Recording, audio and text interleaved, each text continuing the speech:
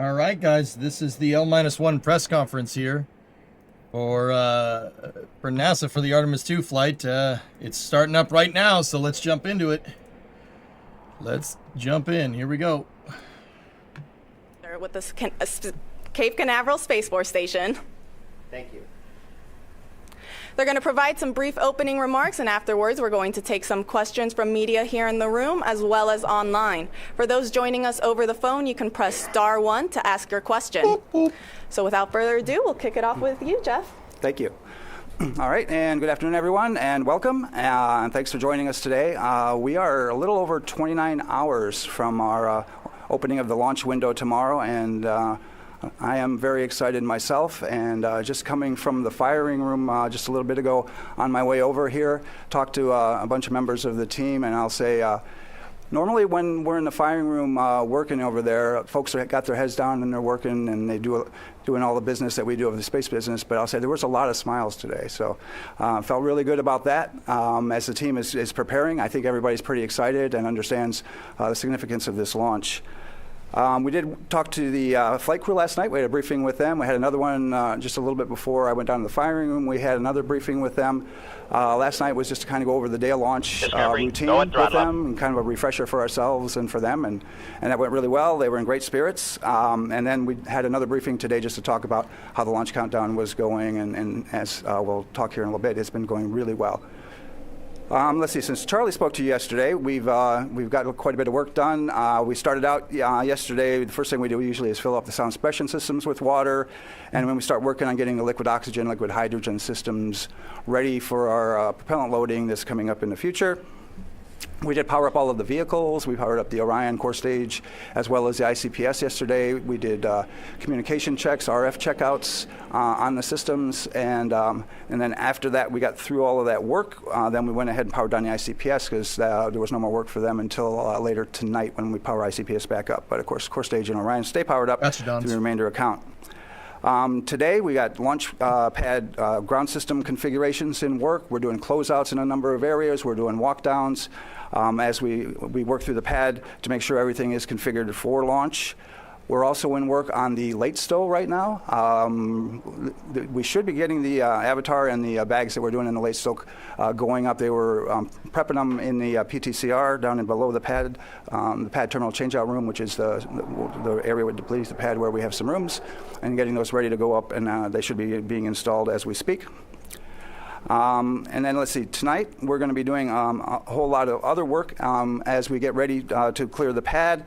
We do have some work associated with the Orion ground equipment and systems that we use to do the leak checks on the crew suits. And so we'll be working those later tonight to configure those and check them out and make sure they're ready for when we hook up to the crew on launch day. We'll be powering up some of the Orion guidance systems later tonight as well.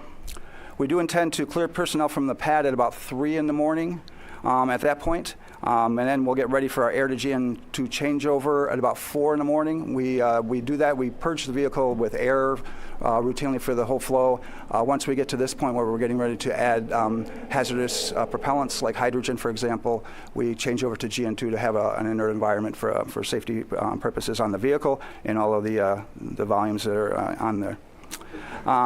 Let's see, later, once we get through the air-to-GN2 changeover and all the other work is done, our launch director will have a final weather brief. And once we get out of that, she'll signal the team that we are ready to start our propellant loading. And that's scheduled to occur at about 7:34 tomorrow morning. That loading takes a little over 5.5 hours. We'll work through that. As mentioned yesterday by the launch director, we have inserted some time in front of that propellant loading time frame, so that if we are in fact done with all of the work and are ready to go and we can start a little bit early, like a few minutes, we will try to take that and take every bit of time that we can to get ready and prepared for the crew and be prepared for anything else that might happen. So we did that purposefully to give ourselves a little bit of room in that time frame based on the launch director's guidance. Let's see, during the propellant loading, the flight crew will wake up at about 9:45 tomorrow morning.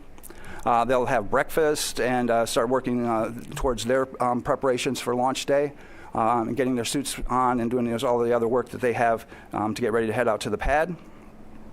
And then once we get to all stages replenished, which is a little after almost 1:15 in the afternoon tomorrow, we'll send a closeout crew to the pad. All stages replenished is when we're done tanking, essentially. We filled all the propellant onto the core stage and the upper stage ICPS. And at that point, we're only just replenishing the propellant that's boiling off at the same rate, so we keep it full. We do lose quite a bit of propellant during that time frame, and so we will continue to just work that throughout. After that, we'll send a flight crew to the pad. They're going to head out a little before 2 o'clock. And to get into the spacecraft, as I mentioned, the closeout crew is going to go out before them, so they'll have been working that time to prepare the capsule for the flight crew arrival.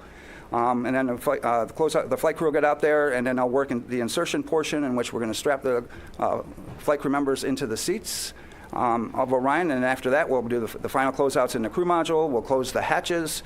There's some pressurization checks we do and some other things and at the end. And then we'll clear the white room. And then get ready to get into terminal count. Our closeout crew clears the white room at about 5:30 tomorrow night. It's almost an hour before launch. That's our plan time. After that point, we'll finish the rest of the work and configurations that we can do remotely. And then, excuse me, we'll proceed into the launch team poll. And then after that, the launch director will perform her management poll. And then we'll get in a terminal count for the last 10 minutes of launch countdown. So that's essentially the work ahead of us. And I would say that our team has been working amazingly hard through these weeks and months trying to get this vehicle ready to where it is. We've had some challenges. The team has done an outstanding job managing each and every one of those throughout all of this, through many different scenarios, through weather, through lots of different things that we've had to work through to try to get through all of this and get to where we are today. People are excited and ready to go on this first chapter on our way back to the moon since the 1970s. So we're very excited. So, Mark, over to you. Right. Thank you, Jeff.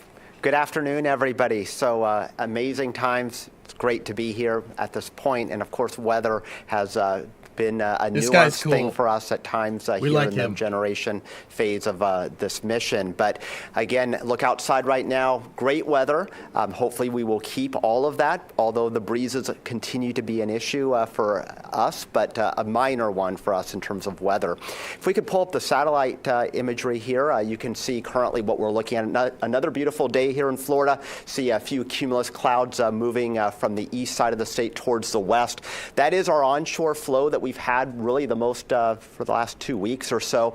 And a few of those cumulus clouds could evolve later today into a few showers, much like what we saw yesterday evening. And again, that's going to be one of the watch items for weather as we go into tomorrow and tomorrow afternoon as well. Let's take a look at some of the overview slides here just to kind of give you a synopsis of what we're looking at here. So the breezy weather does continue. Again, Artemis is a very resilient vehicle, so despite the breezes, it looks like that concern is a minimal concern for our day of launch. Lightning risk with any sort of showers that we have is quite low, generally only on the order of 5 to 10%, and that would be generally during the late afternoon, and any of that activity pushes towards Orlando after that. So again, it leaves us in a better spot here for our launch opportunity. We take a little bit look at what else could potentially be of an impact. You may have heard about the sun. It's become a little bit more active. Here over the last day, we've had a solar flare erupt, but again, no or minimal impact for us out of that, as most of the energy is not earthward facing. So again, we continue to look good in that department as well. We look towards backup opportunities. So for whatever reason, if we can't utilize tomorrow, the weather, of course, is a changeable entity, and we do have a tendency to move towards somewhat less favorable through the rest of the week. It isn't a huge drop off, but again, kind of a little bit more of a situation where we'll have to monitor those feisty cumulus clouds and potentially a few showers and breezes as well. So we go to the next slide, please. And again, I just wanted to bring this up real quickly with the sun. So this was an image here from this morning. Again, the area that's circled on the solar disk, that is the area that we were watching that produced a solar flare yesterday. Again, it's directed most of its energy away from the Earth, and in fact, there's been no response in terms of the particular particles that we look at that could influence the launch vehicle. And so by this point, or within the next couple of hours, if we don't get a response at all from our satellite data, then that threat will have waned as well. We'll still have to watch that sunspot group, however, because it is rotating off towards the center of the solar disk. So again, this flare not a concern, but should there be additional ones, that will be something that we'll have to monitor a bit. But again, at the current time, I see no issues in terms of our launch capability for that. Next slide, please. All right, and taking a look at our cross-section. So we meteorologists like to look at the atmosphere not only on maps, but we also like to look at what's happening through the depth of the atmosphere and with time. So here at Kennedy Space Center on this graph, you can see the metrics there, altitude there, going up into the atmosphere basically to the level of what a jet aircraft would fly. And then in time, we go from left to right from today through the weekend, including our launch opportunities. So the green on this map, which pops out here, is just a moisture profile. It doesn't necessarily mean rain. It just means that there's a little bit more of a predisposition for more clouds and rain. You also see the winds on there. Those are the black lines that are there with the little barbs on the end of them. So that gives us an indication of wind speed. So right now we're out of the east-southeast. We'll generally remain in that direction. We might back a little bit more to easterly winds as we go, but generally speeds in the 15 to 20 knot range, which again, it does not violate any of our liftoff weather constraints there. You do see superimposed on there the various launch opportunities, including tomorrow as the primary window, and then the next 3 days. So you do see a day-to-day fluctuation with that moisture content on any given day. We'll likely get a few showers to develop off of that. But again, with the onshore flow, most of those showers with the sea breeze each day, which tend to be the more vigorous showers, will move off towards Orlando. You do see towards the end of this chart, so going into the weekend and beyond, a much more massive amount of moisture, the green there. And did want to point that out because this is just but one model at one time. And there has been a fair amount of inconsistency to how that moisture evolves. There's just pretty strong hints that we will see an increasingly unfavorable environment as we get beyond this weekend and maybe late into the weekend. But again, I wanted to point that out because some of the charts I'm going to show utilizing another model gives you an idea of the battle that us meteorologists follow every day with trying to assess the uncertainty component of the atmosphere. So next slide, please. All right, so this is for tomorrow. Again, the green blotches here would indicate rain. You can see still an onshore flow. You do see a little bit of green to the west of us. Again, that would be sea breeze driven activity that has moved off towards the west during the late day hours. But still, if you squint hard enough, you can see a few green blotches lurking in the Atlantic waters. Again, much like yesterday evening, if you were out and about, the few showers rolled in. That is certainly a possibility for us, again, for tomorrow evening. Next slide, please. We are now in range, though, of some of our more high-resolution model guidance. So this indicates two different models that we look at here for the opening of our launch window for tomorrow evening. You can see some of them showing a few blotches of showers offshore, particularly the model that's on the left there. The right is mostly clear for us and has more of the showers, again, to the west of us. And again, in this pattern with an onshore flow, any showers that we have will move from east to west there. So again, it looks pretty good. Even if we have showers around, we have a 2-hour launch window, we should be able to shoot the gap between those showers, and none of these look particularly vigorous. Again, as I mentioned, the risk for lightning, which would expand our standoff distances as far as us launching a vehicle, looks pretty minimal for that threat for tomorrow. Next slide, please. So putting the graphics into numbers here, still maintaining a 20% chance of a no-go condition during the launch window. So the optimistic side of me says that means 80% chance of go here. Again, isolated showers wandering around, but again, a lot of real estate between those showers in all likelihood. So again, we should be able to find some clear air to launch Artemis too. Again, there's those winds out of the east-southeast, 15 to 20 knots, mild temperatures there. And again, the order of concerns from the weather standpoint here, cumulus cloud, and then winds would be a secondary threat, and then a much more distant threat would be solar weather. Again, the current flare, not a concern. It would be if there were any additional ones that form on the sun, potentially we would have to watch those. So let's go into the next day for our Thursday. Again, pretty similar pattern, still onshore flow. It does look a little windier, again, so that is an additional concern. And you also see a little bit more green, at least in the area.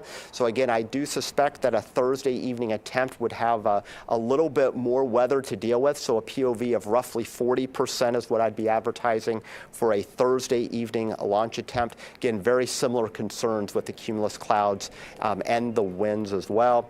And then the next day, going into our Friday to close out the work week here, again, you see very similar pattern. Winds still in that roughly 15 to 20 knot range, and easterly or southeasterly, and still some green blotches out over the ocean. So again, that's a hint that there'll still be enough moisture to generate some showers. But there does again look to be more breaks in that weather for Friday. So POV would go back down to 25%. So roughly in the same ballpark as tomorrow for Friday. Tomorrow still looks to be probably the most optimum day of the lot. And then finally, going into the weekend for Saturday, again, this is what I pointed out on that cross section in my earlier slides, is that moisture fetch that was shown later in the weekend on that model. You can see it's a lot closer to home as we go into Saturday. It's actually spilling some of that moisture in towards us. Again, this is probably the most aggressive model at that. So again, just part of that uncertainty component that we deal with when we have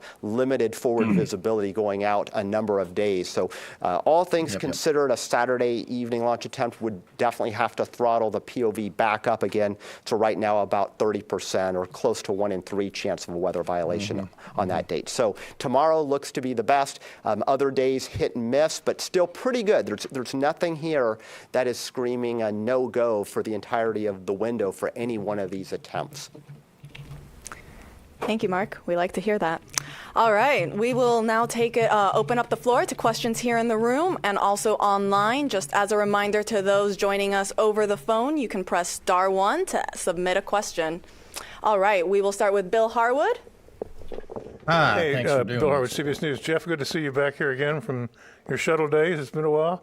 I think for Artemis 1, there was something like 42, 41 COLAs, collision avoidance cutouts. What's the story for Artemis 2? There's a lot more stuff up in low Earth orbit than there used to be. Thanks. Yeah, there's quite a few more that we manage now, and part of that is how we're actually laying out the COLAs. We had combined a number of COLAs during Artemis 1 where there were small gaps in between them, and now we're showing all of the COLAs to give us more flexibility, if you will.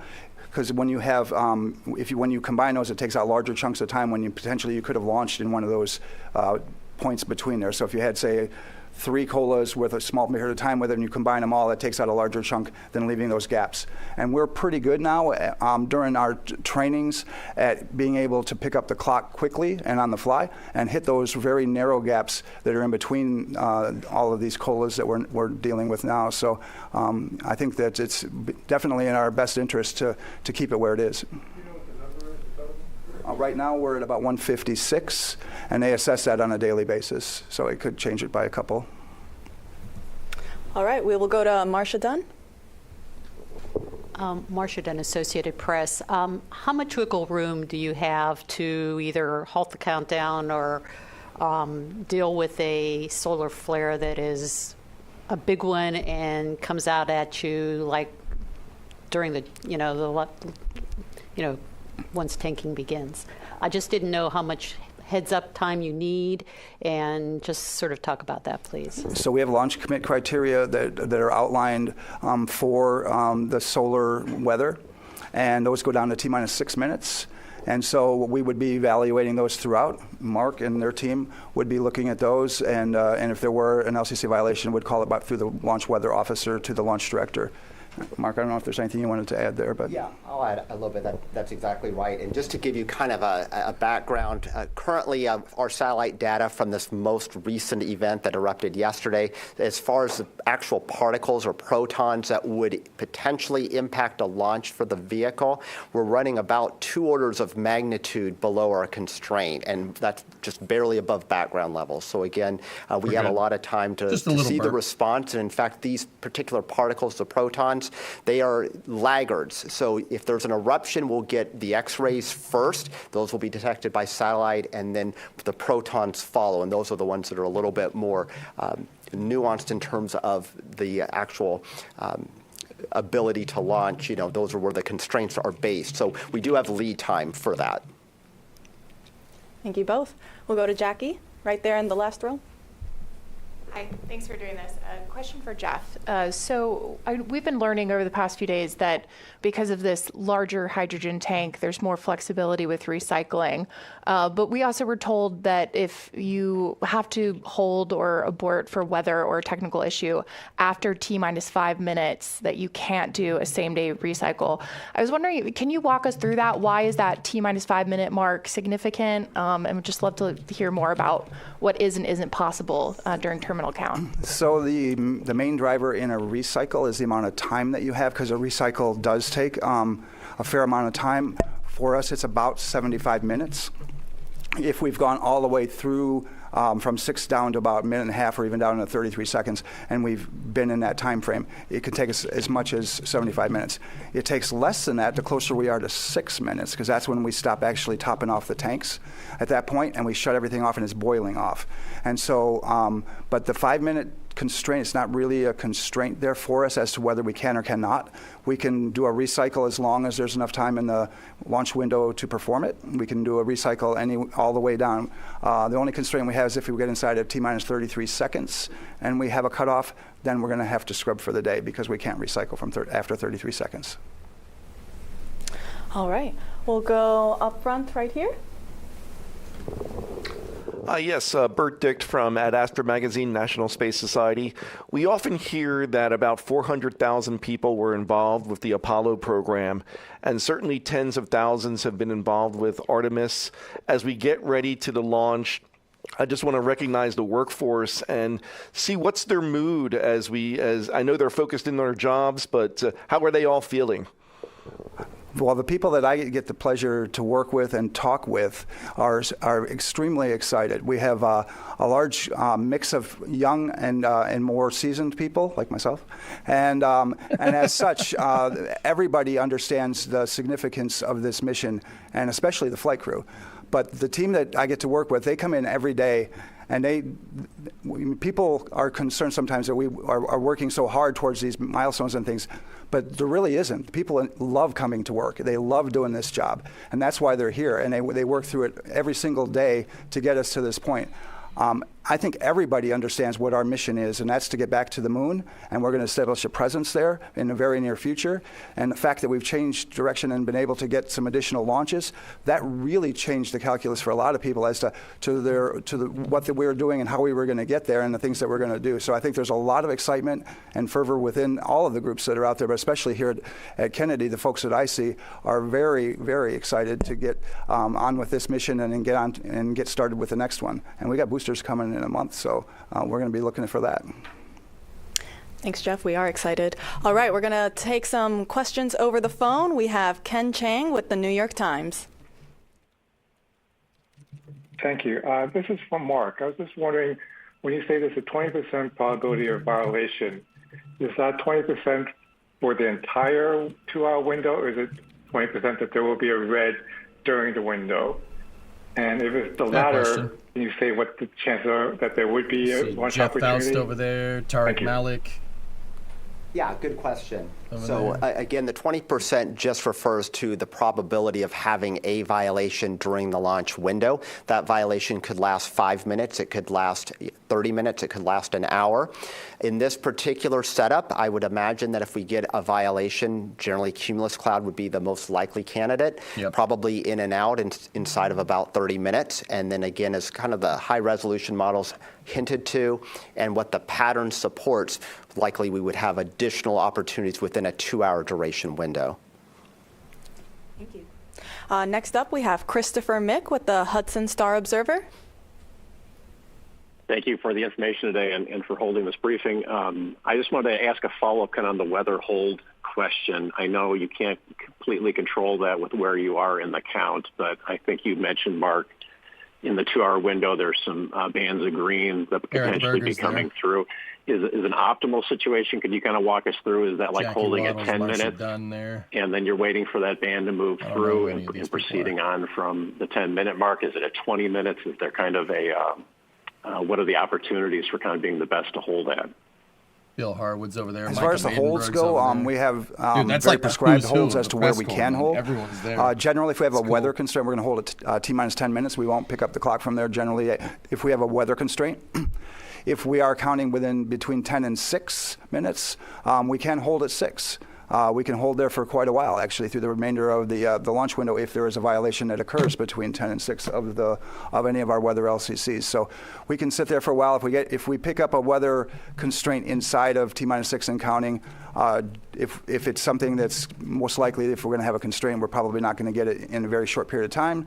So we'll have to do a recycle and then come back and see if the weather's going to be good on the other side of that. But we have very prescribed hold points and where we can, stop and then pick up the clock again as required. Thank you. We'll now take questions back here in the room. We have one here right up front with this gentleman over here. Hi, good afternoon. Tom Costello with NBC News. As you are now back on the pad, and of course in February you dealt with the issues on the wet dress and the tanking issues, what will be the earliest concerning signs you'll be watching for as you begin tanking tomorrow morning, assuming everything is going well, but you will clearly have your eyes very closely monitoring that tanking progress? What will you be closely watching for that there could be signs of trouble? The first thing we would probably be looking at is a recurrence of these events that happened previously, right? So once we get in a fast fill on hydrogen, that is where we had the previous issue where we had the leaks. We believe that we've solved those through, we've changed the seals out, we've done exhaustive testing, and so we feel pretty good about that. We went through a wet dress with that seal, so all of that says that we feel pretty good about all of that. But that's where we would generally be looking at, first of all, is right there at the beginning when we transition from slow fill to fast fill on the hydrogen side. Thanks. We'll take some more questions over here in the room. Let's go over to this side. We'll go right here up front as well. Hi, Sawyer Rosenstein with NSF. We talked obviously about the weather here at the Cape and around the area, but what about abort weather criteria? Can you go into what that looks like for the coming days, and also how often are you measuring it? How are you measuring it as well?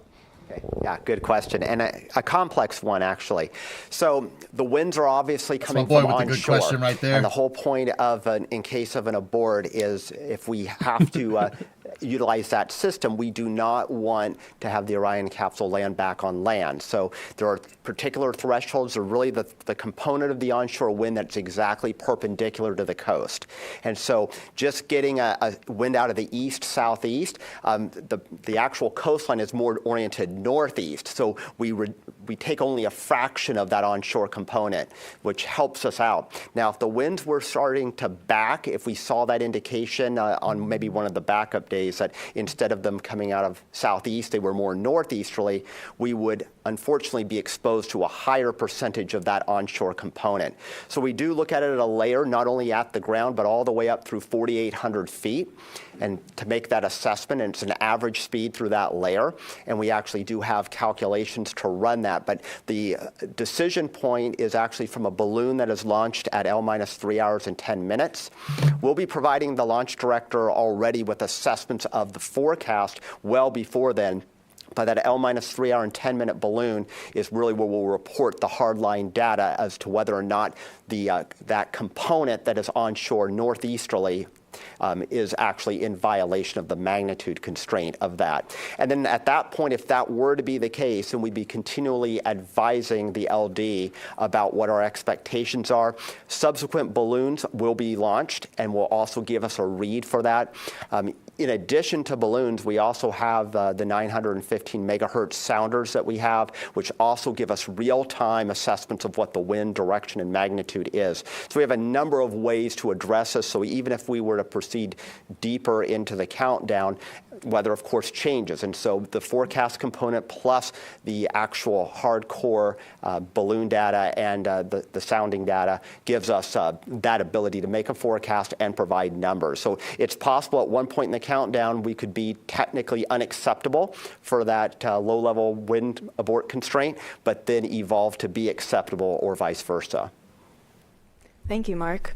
We'll go ahead and take... Short story, you don't want Orion in an abort contingency to come back and land on land. They have to make sure the wind's blowing in the right direction through all the different abort corridors to make sure Orion splashes down. And okay. Weather, whatever. We I'm do not have a talking over 24-hour time. reset, recycle capability for Thursday.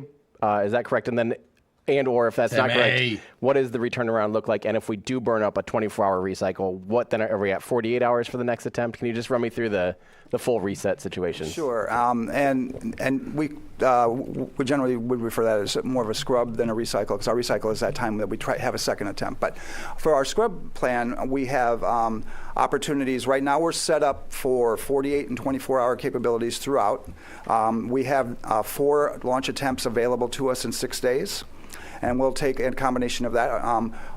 As mentioned yesterday, our launch director mentioned our sort of baseline or preferred method is to do a 48, then into 24, and then followed by 48, and that to set us up for LOX tankers. But there are a lot of other factors that come into that if, in fact, we have weather or other types of things that may say that second, if you wait 48 hours, those aren't good days. So there's a whole lot of factors that come in to that evaluation when we determine the date. We set up for dates, and then we adjust as we need to based on what happened during that kicked us out for the scrub or any other types of things. So, but we have capabilities for 4 attempts in 6 days, and I need to have a couple of 48-hour scrubs in there so that I can take tankers for the liquid oxygen system.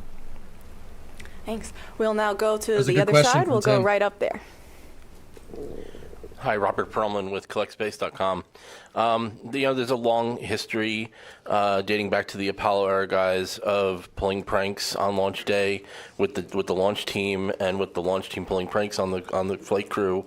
And given that tomorrow is April 1st, I was wondering if, maybe without spoiling anything, if there's been any talk about that or whether there's actually been a decision to not do that and stay away from that.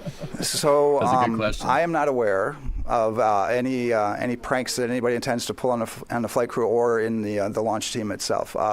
So I think I'll just leave it at that. But I'm not aware of any, and I'm hoping that we just stay focused on the launch tomorrow. So that's our plan. Good plan. All right, we'll go to Ken Kramer over here. Oh, or to that gentleman instead. We'll get you next. Hi, Jeff Faust of Space News. For Mark, if there is another CME, solar event of some kind, how much time do you need between when it's detected to provide sort of the all clear or say that it is in fact in violation of conditions?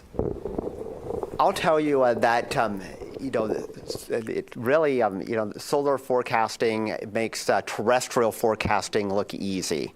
So, of course, the sun is, an entity that has almost a mind of its own. But the first initial indication is a surge in X-rays that arrive roughly 8 minutes after the event.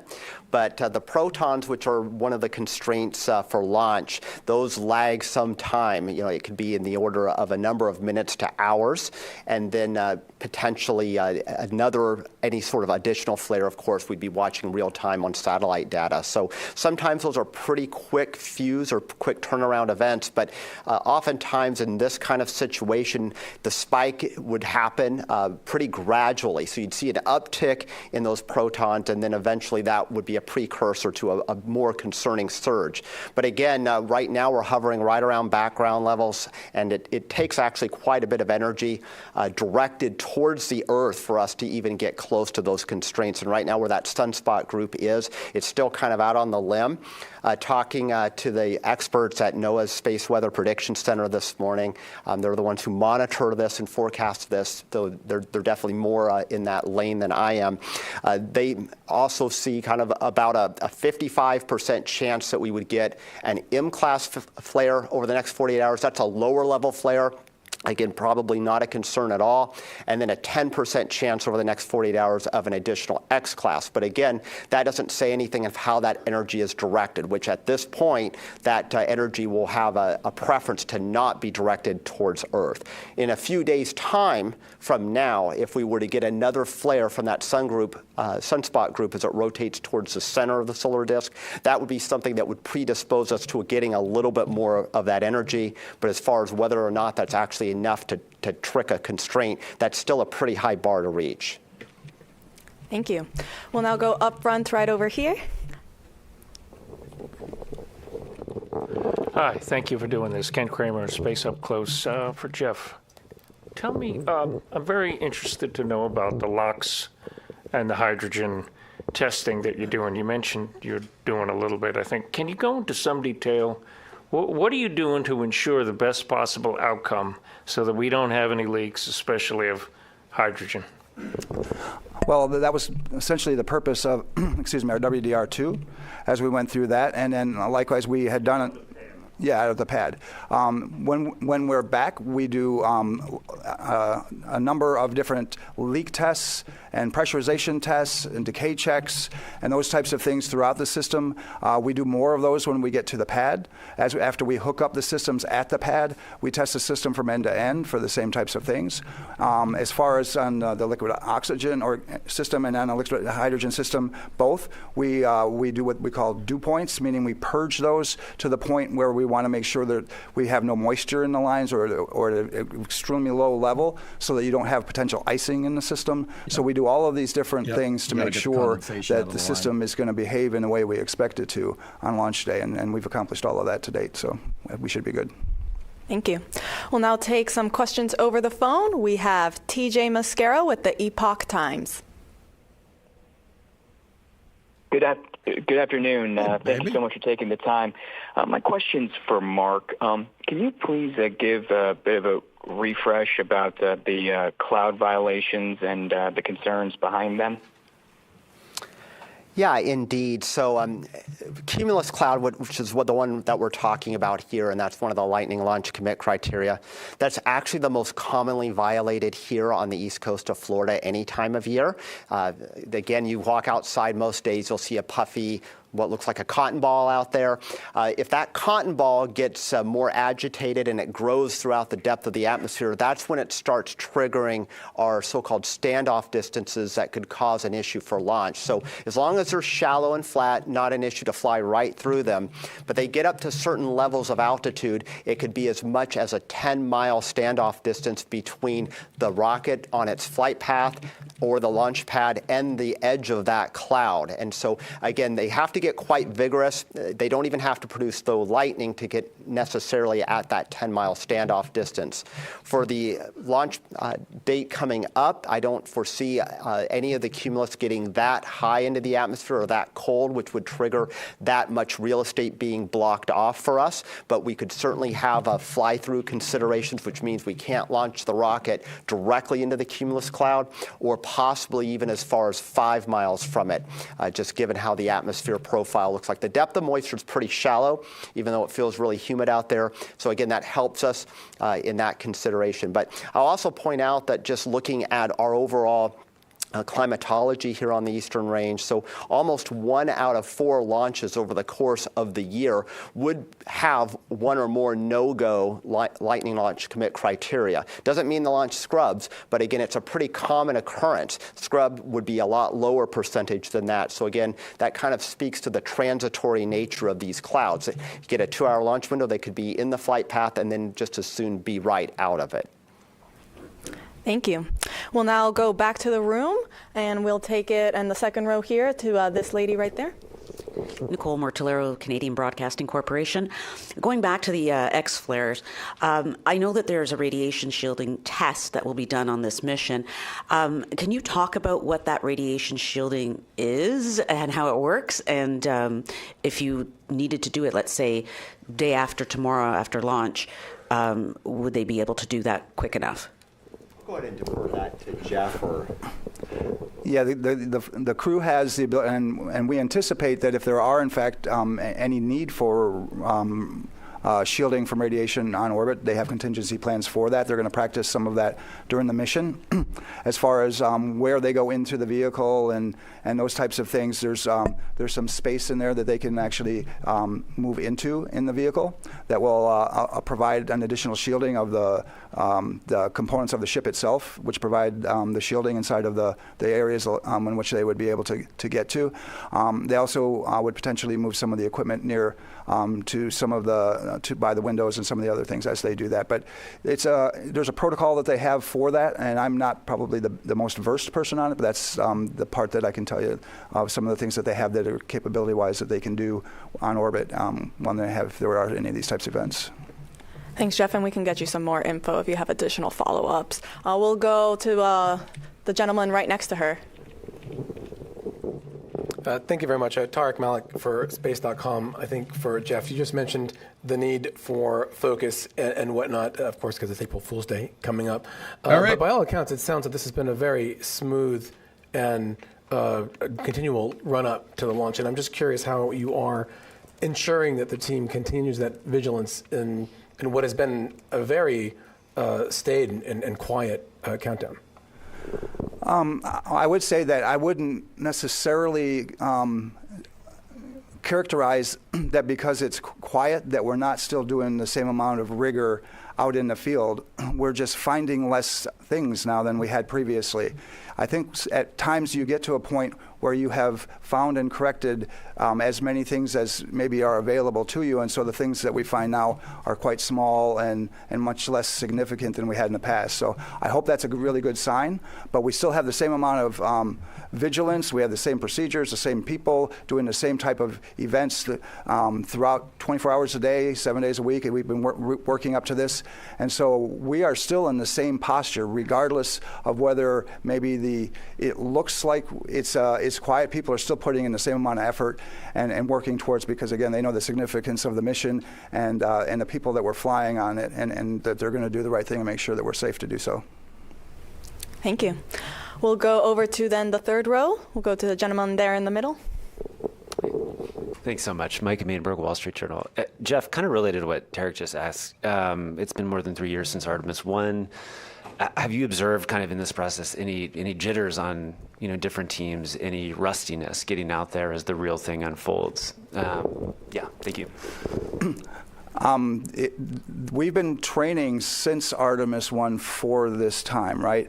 But we've also had to modify a lot of our procedures, hardware, equipment, training, and other things to get to where we are. As we've worked through that, it has been a building process for sure. We've seen that just in working through the WDRs, and the number of items that we've picked up each time has continuously gone down when we got through the countdown demonstration test and the WDR2. And so, again, I would say if anything, we're learning, we're getting better. We're in the ability for us to improve our procedures is at a point where I think we're at a really good state now, and almost at a steady state to where we're where we need to be certainly for this mission, and we'll continue to improve that. Artemis 3 is going to be a slightly different mission, but we're already working towards that. We got a lot of folks that are engaged in Artemis 3, and we're taking what we've learned from Artemis 2 and going to be applying it, and that'll be another challenge too as we work towards that. Thank you. We'll go then to the gentleman in that same row at the far end. Charles Fulco, Westchester County Solar System Ambassador. I remember the Apollo 12 launch very well and what happened. Is there a concern that the booster might lose its guidance if there's a similar lightning strike, or the spacecraft might lose its platform, like what happened in Apollo 12? And if so, what are some accommodations for that?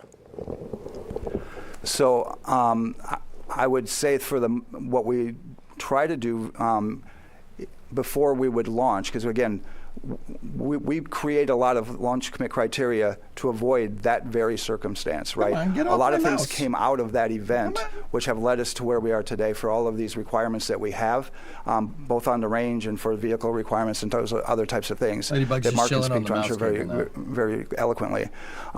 but our systems and our vehicles are very robust. We have redundancy and capability throughout. If there were any type of event that we needed to work through, it's really hard to gauge exactly what that would mean.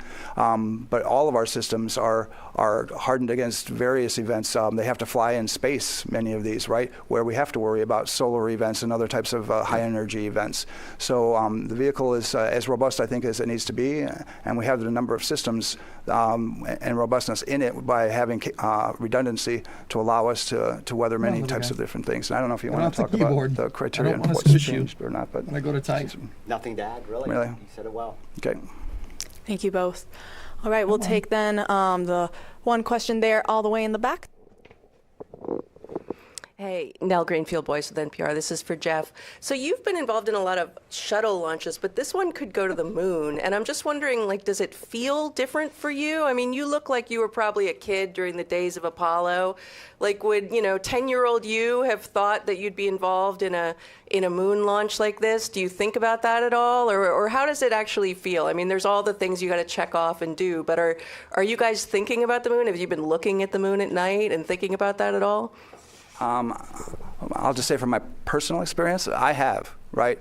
I try to walk every day in the morning, and I look up at the moon quite regularly, thinking about this mission and the upcoming missions that are going to be coming right downstream. So I'm really excited about this. I'm excited going to the moon. I'm excited about establishing a presence there. It's something that I have had a desire for a great many years, and then to get humans back out to Mars as well. That's another thing that I had.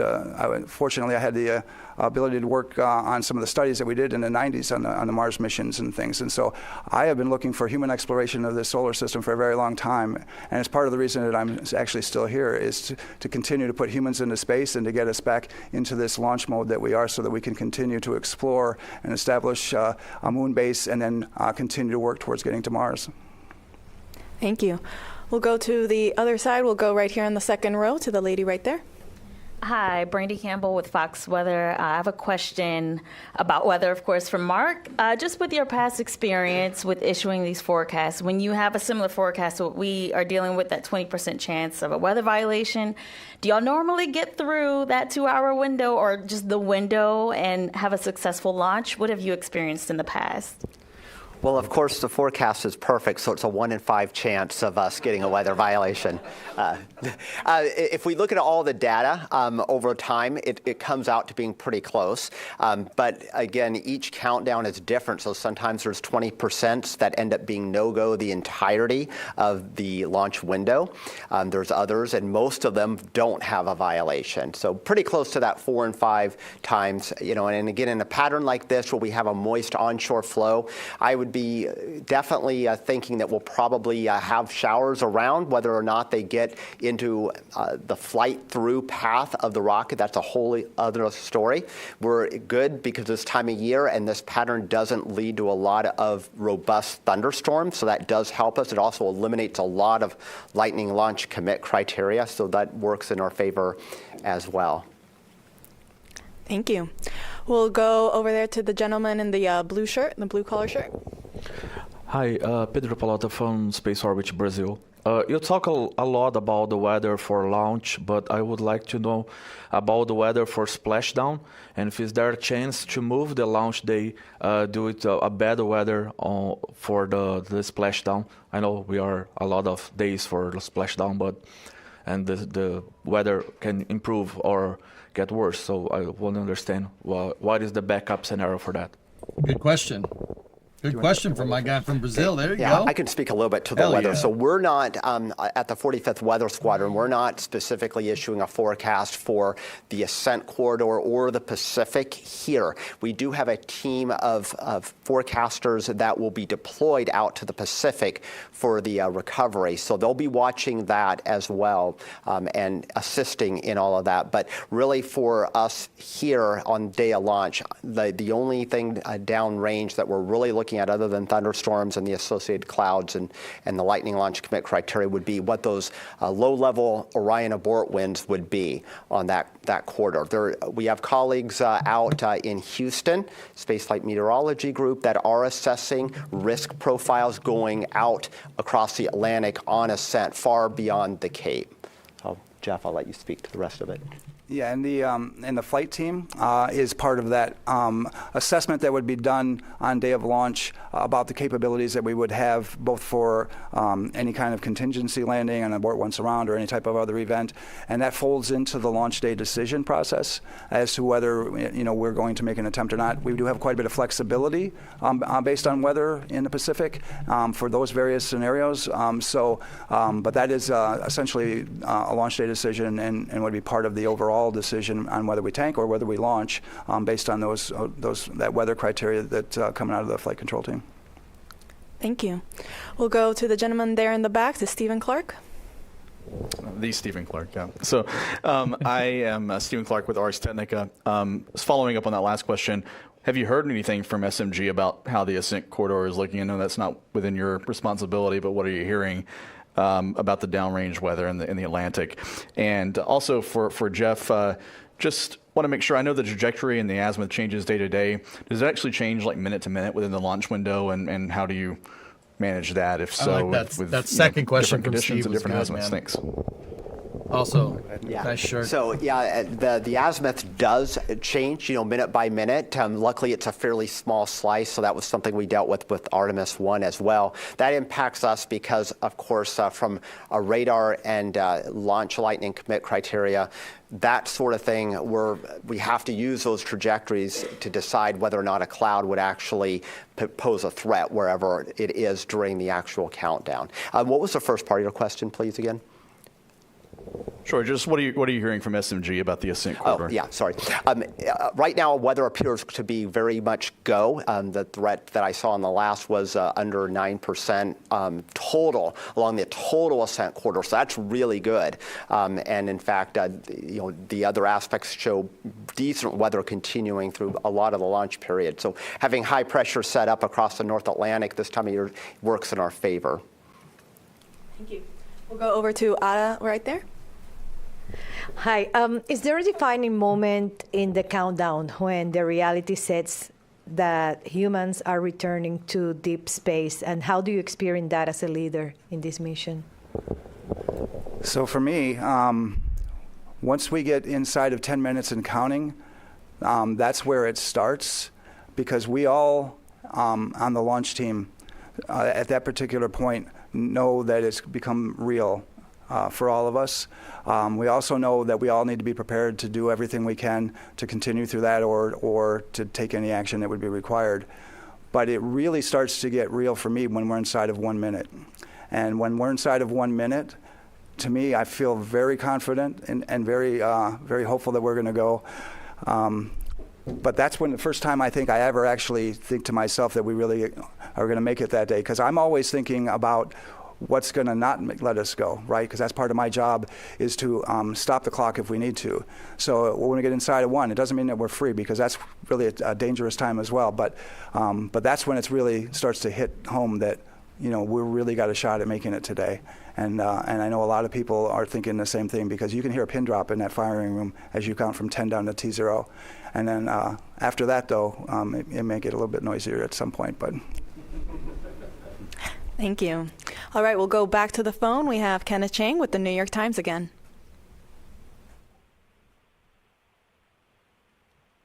And Ken had hung up at this time. All right. We will then take one more question here in the room. Thanks, Ken. I don't believe we've taken your question yet, sir. Dominic with the Globe and Mail. I wonder if you could just say something about the closeout of the capsule, where backup crew members are going to be in the capsule. I think that's this evening, but could you clarify that part of the operation? We have 2 time frames when we'll have the backup crew members, and we'll have 1 at each of the intervals. When we're doing the final closeouts of the capsule before tanking, we'll have one of our astronaut support personnel in there working final configurations for the crew, switch list, and a few other things at that point. And then on our actual closeout crew team. It's a 5-person team. We do have another backup crew member. Andre's on that one, and Jenny's on the first one. But he'll be on that team, and he is responsible. He's one of the 2 people. We also have an insertion technician, Bill does that work, that is responsible for strapping the flight crew in during that time frame and getting the crew module all set up at the very, very end. And then when they're done, they come outside. But he'll be inside of the capsule during that time. The flight crew insertion at the end takes about 30 minutes or so. Once the flight crew's there, they do a little work before that, so he'll be in there before that time frame as well. And at the very end, it's pretty good to watch what those guys are doing. Thank you. I don't see any other hands in the room. All right. Well, then with that, we will wrap up today's briefing. Thank you to our panelists for taking the time to answer all of our questions, and to the media here in the room for asking your questions. Artemis 2 is scheduled to launch at 6:24 p.m. Eastern Time tomorrow from Launch Pad 39B. That's the opening of a 2-hour launch window. You can watch our 24/7 live coverage beginning at 7:45 a.m. And you can, I think, see on your screen below how to watch nasa.gov/ways to watch. Thanks, and go Artemis. Yeah, baby. Jeff knows. Jeff's real. Jeff's a real one. Same with Mark. I love hearing from Mark Berger whenever he talks, dude. He's for the people that didn't know, Mark Berger is the he's like not the chief meteorologist. I said he was the chief meteorologist before. That's not exactly it. He's the launch weather forecaster. So like the chief launch weather forecaster. He's the guy that says you're good to leave the pad.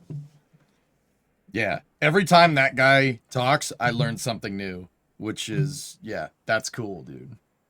I love hearing from people like that. It speaks to just the sheer depth of talent that some of these people have that work our space program.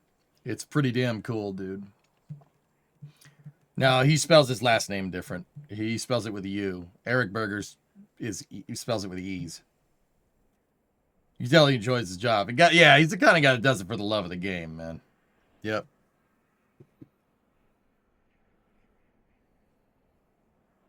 How low, so Cooking, what are you asking? How low, if that's the right way to say, will they fly around the moon?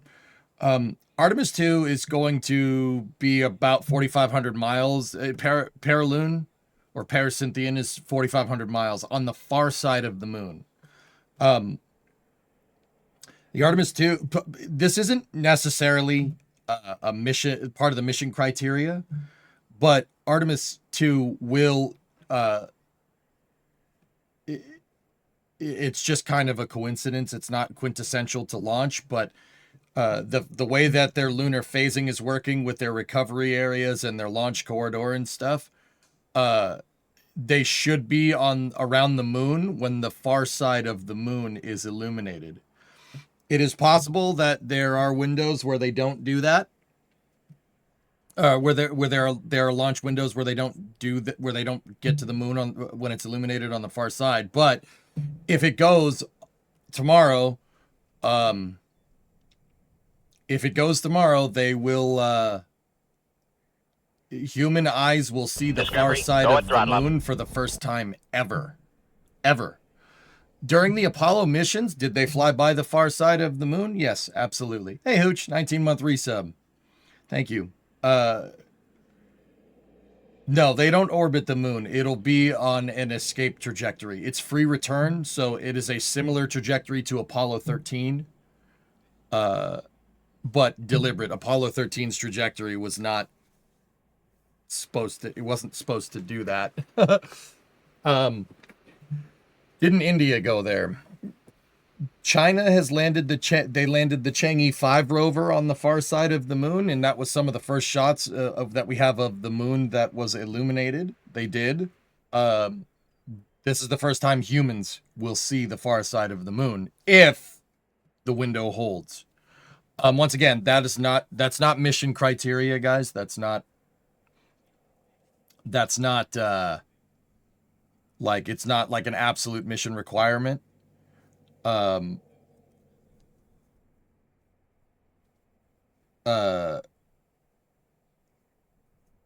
went back to watch Sawyer's question.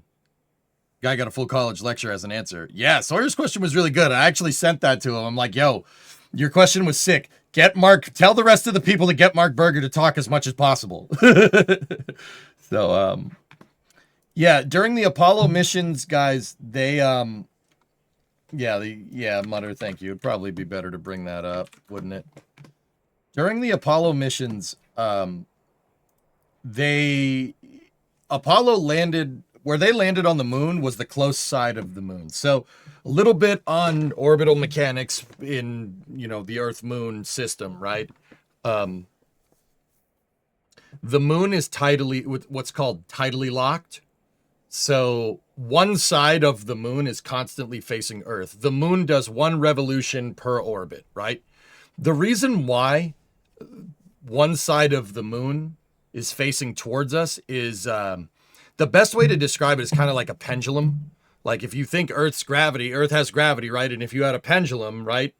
If you had a string and you had a weight on the string, the Earth's gravity is trying to pull it in, right?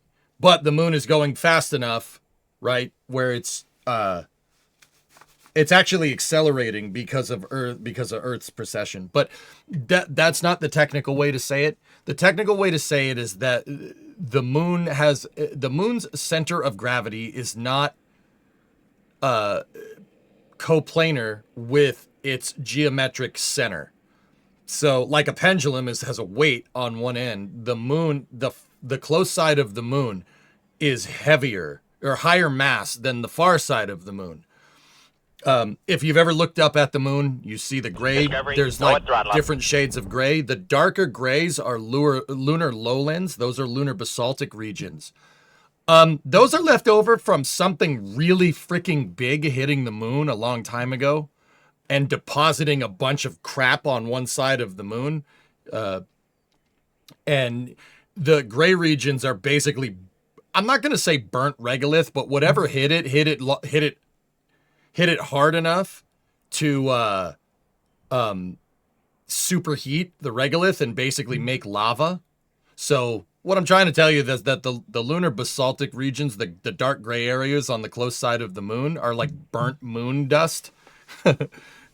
It's also the reason why the moon has lava tubes, despite having no tectonic activity. There's lava tubes all over Earth. There's one that erupted. There's one that's erupting constantly in Hawaii all the time. Like Kilauea is lava. I mean, it's not a leftover lava tube. There's still lava in those tubes, right? But that's because Earth is, has its magnetic field, and the crust is constantly shifting around. The moon has lava tubes, but it has no plate tectonics, which is very interesting. Now, see, the space explorer in me is like, yo, take some of those lava tubes and make them into a moon base. Right? But I'm getting a little bit into the weeds. So the moon basically it's higher mass on one side. And just like a pendulum, right? A pendulum would always be plumb with gravity. One side of the moon is always facing towards Earth.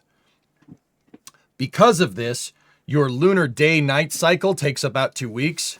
It's about 2 weeks day, 2 weeks night. It's not exact. That's not an exact science there. It's not like definitely 14-day day, 14-day night. It changes because, well, like the moon's orbit isn't perfect. It's 6 degrees inclined to Earth's equator, and Earth has a 21-degree axial tilt on top of that. So that's not an exact thing. That's give or take. The moon, for the most part, does 1 revolution every month. But once again, not an exact science because things like precession, Earth's orbit is a little bit eccentric. The moon's orbit is a little bit eccentric. Long story short, it's not like the moon's orbit isn't a perfect circle. Earth's orbit around the sun is not a perfect circle. The moon's orbit is tilted relative to the Earth. So like if you drew a line through the Earth's equator, the moon would be 6 degrees off. And then on top of that, Earth's equator is 21 degrees tilted. So yeah, it kind of makes for a little bit of there's margin of error. So during the Apollo missions, they made sure to land during the day on the close side of the moon. The reason why is if you landed on the far side of the moon, you can't communicate with anybody because there's a moon in the way. There's a moon blocking Earth. So all the Apollo missions landed when the close side of the moon was during the day, right? Also, there's ridiculous temperature swings on the moon between lunar day and lunar night. Just another point of mention. Lunar day is pretty cold. Lunar night is like not, I don't know, maybe Siberia cold. Actually, it's probably like Antarctica cold. Sorry, there's a freaking ladybug's back. Give me 1 second.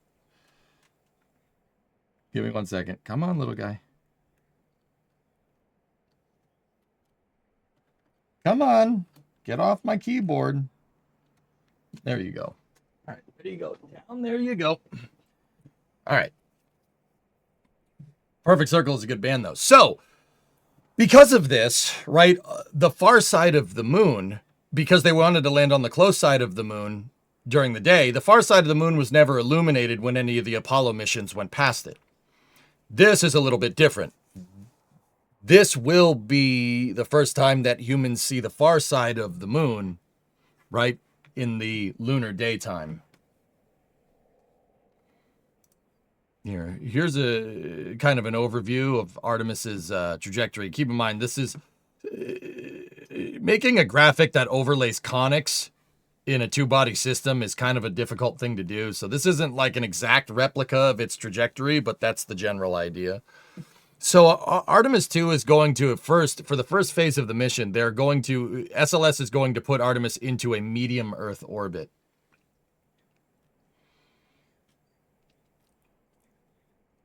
The far side was lit during all Apollo missions. They all orbited during quarter moons.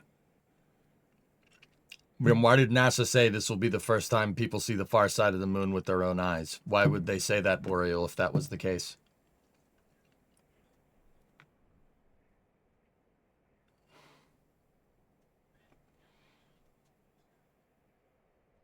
Yeah, the Gregorian calendar isn't perfect, but it's good enough.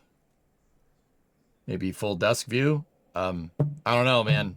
Yeah, I'm not saying I don't believe you, but I'm saying that if NASA says it, then it's probably true.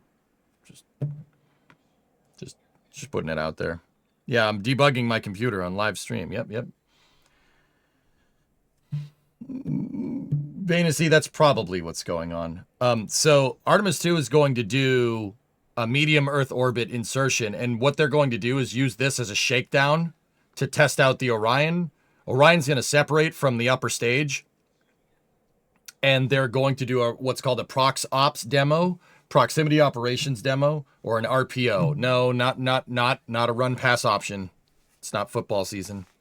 Not yet, at least. Not American football. So the capsule is going to separate from the upper stage. They're going to move away from it. They're going to turn the capsule around, right? And then they're going to come back towards the capsule, right? Back towards the stage. And then the capsule is going to maneuver to the side, approach the side of the stage, and back up, and then fly away. The ProxOps demo, there are actually bullseyes that they painted on the upper stage so they can target them and test flying the capsule out. What's the RPO code for the Orion heat shield? 5UX. My 6-year-old nephew is very excited about Artemis. I showed him the Apollo vids and didn't believe they were real. It was incredible. Yeah, no, Apollo was certainly one heck of a feat. Now it's time for our generation to do it. So after they do that proximity operations demo, they're going to use Orion's service propulsion system to boost them the rest of the way out for the moon. Right there, this part is called translunar injection. That's a critical phase in the mission. That is going to happen if they launch tomorrow. That will be happening on Monday. Yeah, it takes a little bit of time to get out to the moon. I'm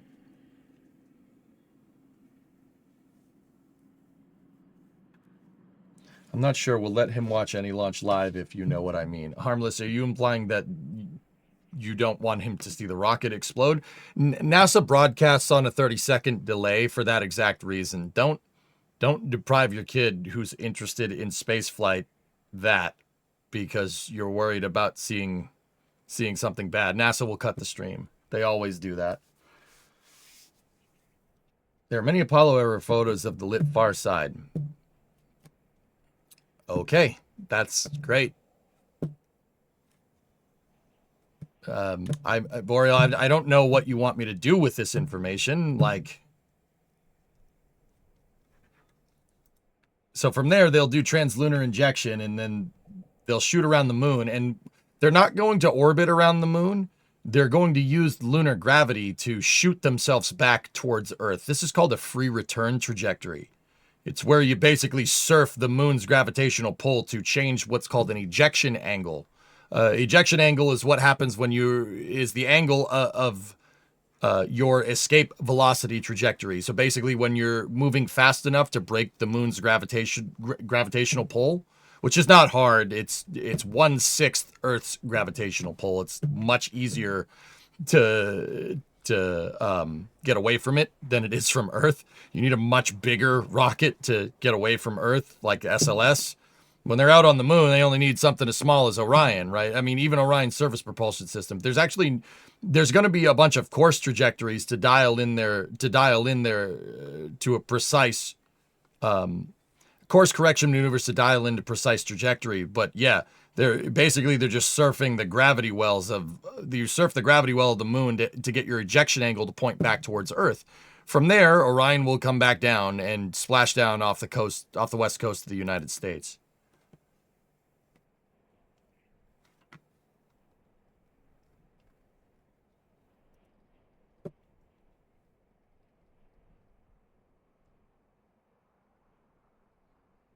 Will they need to make any changes mid-course? They will do mid-course corrections, yes. Yeah, once again. So, lads, it's not... All right, I know I'm a Kerbal player. I get it. Real life doesn't work like KSP. I know. Kerbal is a great approximation, and it's a great teacher to teach you, like, as an intro to orbital mechanics. But in real life, there's a lot more stuff to worry about. Like in Kerbal, once you dial, like if you're going to the moon in KSP, once you dial in your paraloon, you're fine. You can just time warp out there and you're good to go. Real life doesn't work like that. In real life, you have to take into account a bunch of different things, like solar wind. Solar wind can happen. It will blow you off course, even just a little bit. It will blow you off course. You're going to ride into some solar wind. Where there's light, there's going to be what's called orbital perturbations, right? Now, the amount is something that, the Space Force is going to try and take into account before they launch. Space meteorology is absolutely a thing. That's you have to... The sun is a big, gigantic power plant. And if you think of it like a car engine, like an internal combustion engine, sometimes it backfires. And when it backfires, you get what's called a CME, or coronal mass ejection. All right, so the sun has gravitational pull. It's more than Earth, less than your mom's, right? It has really, really strong gravitational pull, to the point where most ejecta basically just falls back down, right? But sometimes you'll get a backfire that is so strong, it's enough to break the sun's gravitational pull and hit escape velocity for the solar system. That is, if you want to know how fast that is, I don't know what it is off the top of my head, but...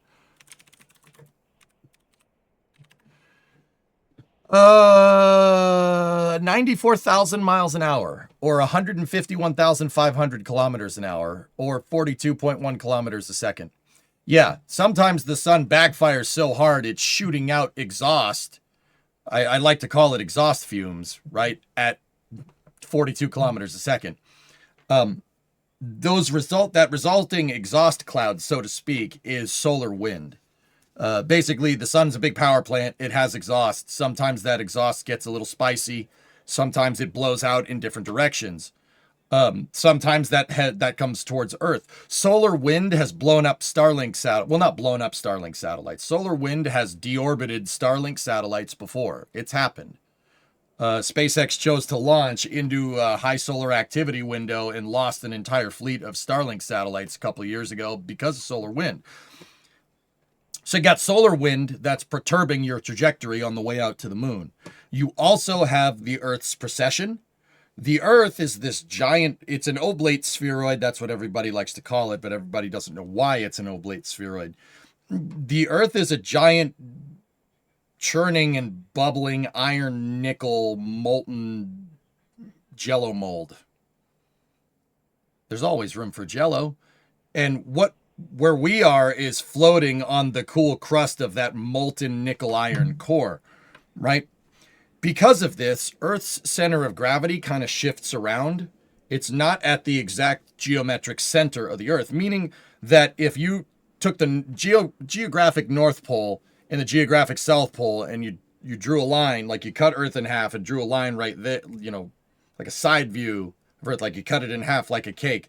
The center of gravity, so where the center of the Earth's gravitational pull is not necessarily at the geometric center, all right?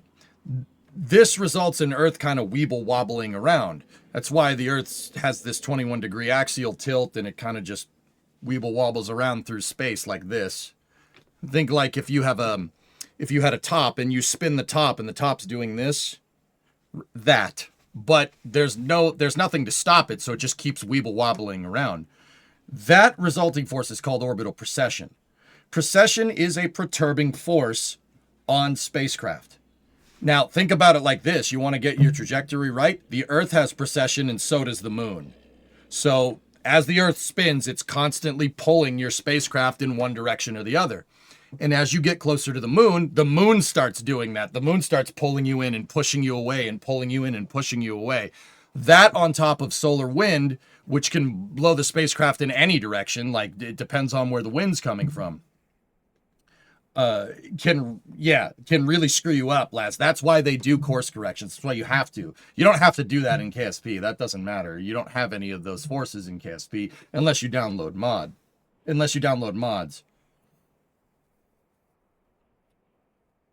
Greetings. Have you done a university bachelor's? Which field? Gaming. I'm self-taught when it comes to spaceflight. I have a bachelor's in computer animation, so I can work CAD systems and make levels for video games. Everything that I know about aerospace was self-taught via streaming or learning.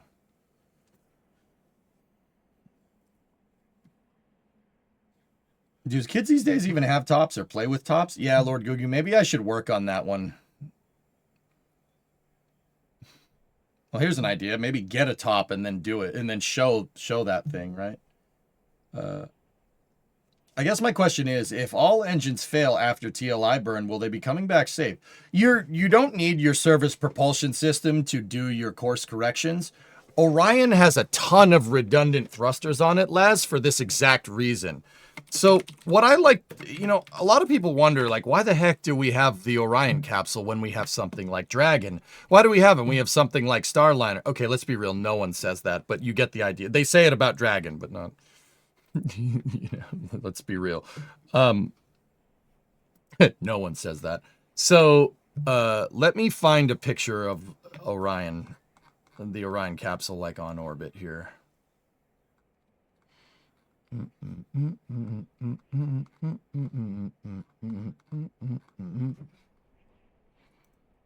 So this is a little bit of an older render, but so look, Orion uses thruster clusters. Now, I know that this is an older render because they no longer put these thrusters. They're not on this nacelle thing. They're actually integrated into the bottom of the European service module.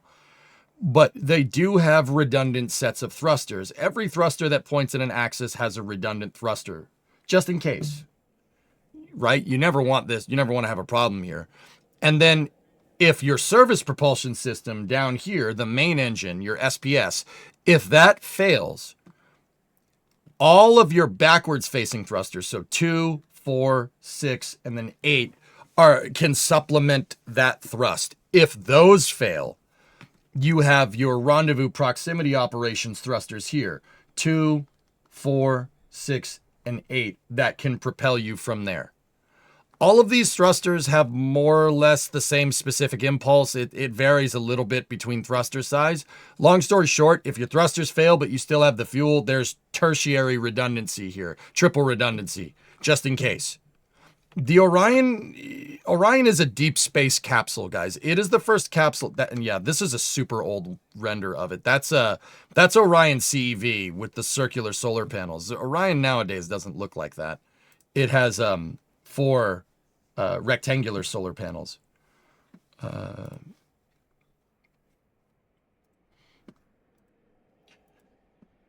This is Orion MPCV. MPCV was the version of Orion that's tooled for SLS, not for Ares 1. So nice. You have no talent in your design. Did you use Wikipedia? Yeah, sometimes. Wikipedia isn't necessarily a bad source as long as you cite sources from Wikipedia itself. But yeah, Laz, they got a bunch of redundant thrusters on here. Orion, that's what I was trying to say. Orion is a very different type of capsule. It is, I would say the Orion capsule is more part satellite. It's like a satellite that can have humans on board. That's the right way to say that. So satellites are designed to stay up there for long periods of time, right? Orion, if it's going to be used as a vehicle for exploring the moon and Mars, is going to need to be able to do long duration missions, right? The Apollo CSM could do a pretty long duration mission. And it did have a bigger service module, which is one of my critiques of the Orion capsule, if you really want my honest opinion, but I'll get to that in a second. The Apollo service module had a shelf life. It could only stay up there for a certain amount of time. The reason why is because it was using fuel cells for electrical power generation. And those fuel cells had a shelf life. Once you run out, you need hydrogen and oxygen for a fuel cell, for their fuel cells to work. And once they run out, you're screwed. You have no electrical power. So they never did that, right? So with the CSM, it couldn't free float. It couldn't loiter by itself. It had a shelf life. The shelf life for the CSM was like, I don't know, 2 weeks or something. I don't remember what it is off the top of my head. Orion, a little bit different. Orion can survive in deep space for very long periods of time. The CSM needed to be manned, and it had, I think it was about a 20-day shelf life, if I'm remembering correctly. I just said 15, but I'm pretty sure it's 20. Now, Orion can stay up there, and it can free float in deep space for 20 days with 4 people on board. That is an insane capability. That's really good. That's one of the better space capsules we've made. The shuttle could only stay up there for a week, unless it had the extended duration orbiter EDO pallet, in which case it could stay up for 2 weeks. The Apollo capsule could stay up there for a long period of time, right? About the same period of time, but you had to have people on board. Once again, Orion is part satellite. I'd say it has some satellite DNA in it. It's designed to stay up there. With people on board, you can support 4 people for 20 days instead of 3 people for 20 days. But here's where Orion really separates itself. Orion can operate uncrewed. You don't need people on board to control the capsule. Mission control can control it, which is, you don't think about that kind of stuff when, you think deep space capsule, right? You don't think about that kind of stuff. It can free fly with nobody on board. That thing can free fly for, it's not a year, but it's almost a year. I do believe it's 220 days by itself with nobody on board. Before something, I don't know if something, I don't know what the short, like I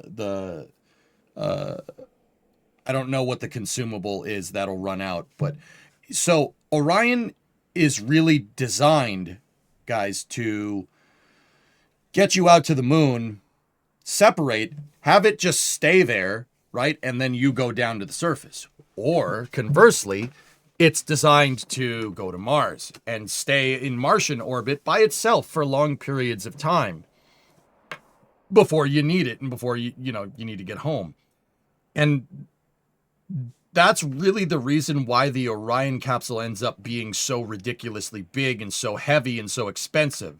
Because if you know a little bit about spaceflight and you think about the capability that capsule has, it's something you're going to want to keep around for a long period of time in the future.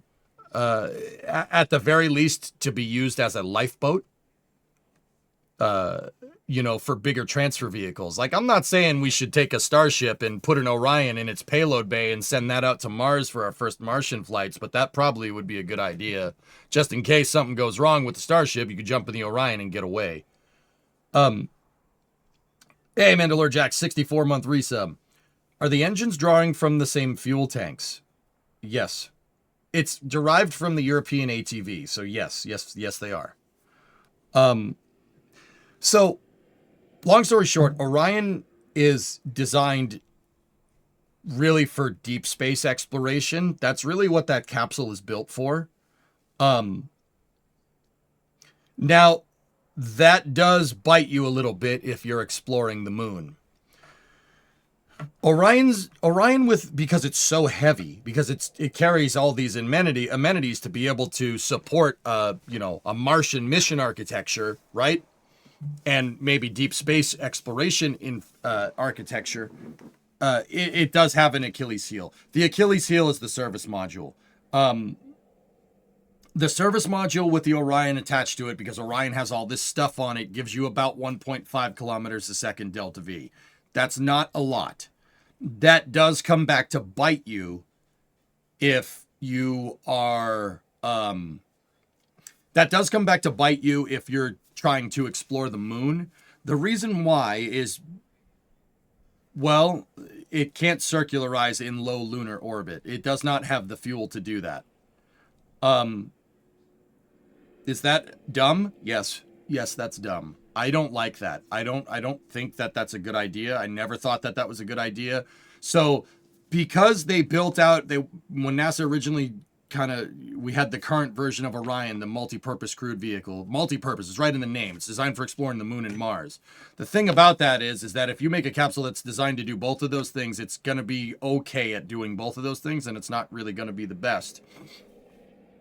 Because of this, Orion can only get into a high lunar orbit by itself. It needs something else to get it to low lunar orbit. That's where the Apollo CSM, I think, shines over the Orion capsule. Because Apollo could have the lunar lander attached to it, get to low lunar, and then get down to the surface. I think that is much more succinct in terms of your architecture. The reason why is because Orion can't do that. So it's, like I said, it's really designed for further deep space exploration. So you're kind of pinched when it comes to getting to when it comes to exploring the moon closely. Now, if you rewind back to the Constellation program, there were actually two versions of Orion. There were two versions of Orion during the Constellation program. One of them is the MPCV, the multi-purpose crewed vehicle. That was one version. This was the deep space version of Orion. Now, that's the Orion that you're taking to Mars, right? Now, Constellation also had another version. Constellation, and that's what that other render was, believe it or not. That other render that I showed you right at the beginning was the Orion CEV. The Orion Crew Exploration Vehicle was the low Earth orbit and lunar exploration version of Orion. Constellation actually had two different versions of Orion, which, like, I like Constellation, but that's just dumb. Yeah, that's just dumb. If you really want my honest opinion, that's stupid. Why make two service modules? I'm sure they had their reasons. I'm sure they did, but that's stupid. I'll explain why. So the CEV would have enough delta V to do what we're talking about. If you attached a lander to the front, you could circularize theoretically with Orion and low lunar. The CEV with the Constellation program was going to use the lander to circularize around the moon, which honestly, with the state of the Artemis program right now, I think that might be what we do, but not with like a lander that NASA's making. It's probably going to be Starship or Blue Moon Mark II. But hey, that's not a bad way to do things. It really isn't. Earth orbit rendezvous, lunar orbit insertion, that's not a bad way to do things. I think that's actually, if you're opting for in-flight refueling, like what Blue Moon Mark II and Starship HLS are doing, that's actually probably a good idea. Yeah, that's probably a good call. With that all being said, when the Constellation program was canceled, they canceled the CEV and just said build the Martian version because we're not going back to the moon. We don't need to do that. We've already been there, which once again, borderline stupid space policy at the time. Not borderline, that's dumb. But then again, having 2 service modules for your Orion capsule is also dumb. Apollo, the Apollo CSM was used primarily for lunar exploration. That was its big that was its big thing. Did it do anything else? Well, yeah, of course, it did something else. It was primarily designed to explore the moon, but there was this thing in the early to mid 70s as the Apollo program was winding down called the Apollo Applications Program. Part of the Apollo Applications Program was building a space station out of a unused Saturn V third stage. That's called Skylab. Now, if you notice, there's a CSM attached to the Skylab.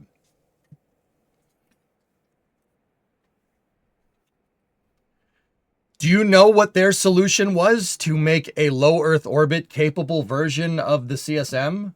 The CSM was designed to go all the way out to the moon. Now, obviously, if you're just going to Skylab, you don't need as much fuel, right? You know what their solution was? Fill it up halfway with fuel. Fill it up halfway with fuel. That way, you can get it to low Earth orbit and you don't have to be wasteful with fuel because you're not going to use all that fuel that you're going to use to get out to the moon usually, right? Just fill the tanks up halfway. That was their solution.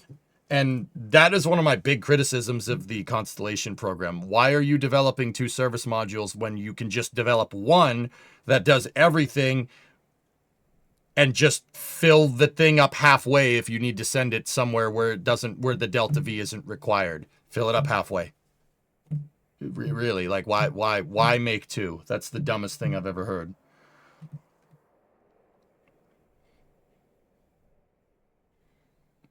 So Orion has its benefits. It has its benefits, but it also has its downsides. Its downside is that, frankly, it's kind of poo-poo for exploring the moon.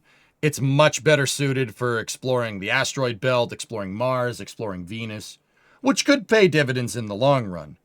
I think it's a great capsule. I do not like its heat shield, but the heat shield problems will get figured out over time.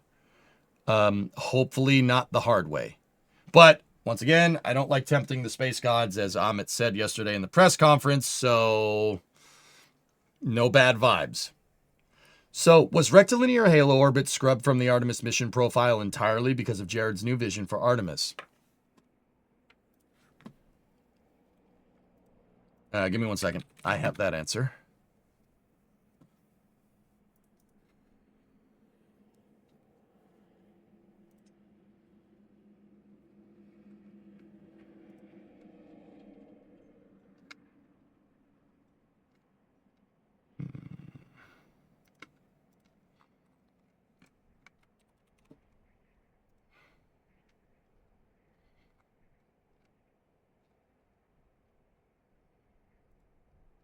I do believe my buddy Max Evans has an interview with Jared Isaacman that's premiering tonight on the NSF channel.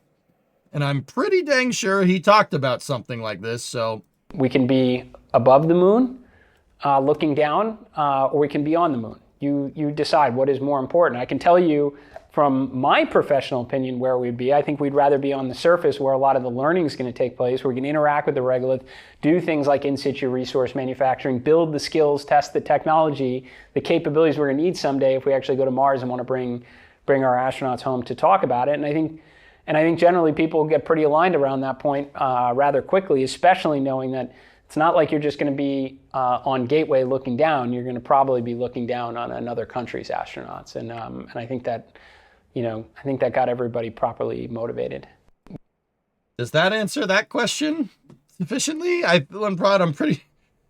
That was pretty straightforward.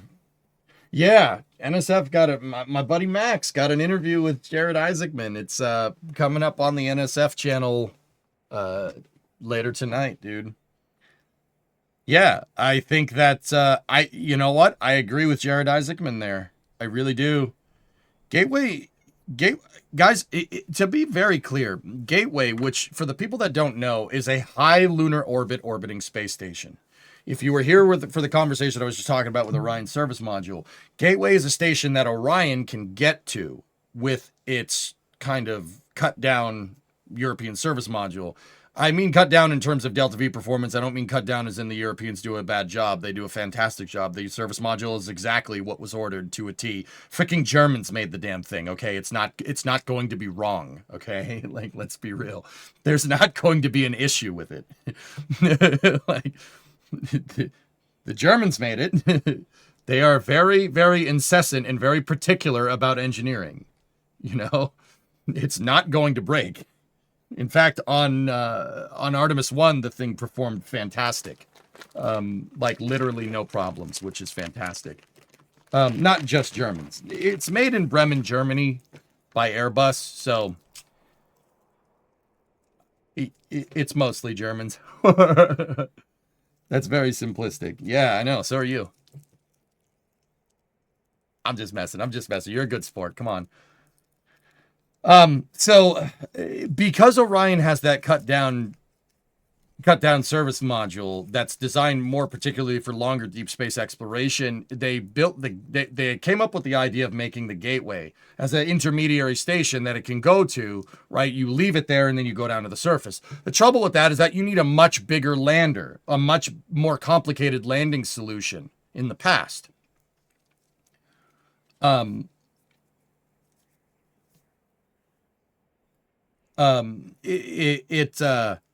It gives you, unlike Apollo, which had a 2-stage landing solution, you have a descent component and an ascent component. From Gateway, you would need a 3-stage solution. So something to get you down into low lunar to supplement the fact that there's an anemic service module on Orion, right? And then have a descent and ascent module. You have to redock with your transfer vehicle and then go back up to the Gateway and then get into your capsule and then come home. If that sounds like a really roundabout way to get to the surface of the moon, well, yes, Jared Isaacman agrees with you. I don't necessarily mind Gateway. It would be a really nice thing to have. The time to launch Gateway and get it up there was around Artemis 1. That was the time to do it. We are well past that point now. It would be nice to have. But if we are trying to get back to the moon by 2028, that is just a dead end. That is a Delta V wise, it's a dead end.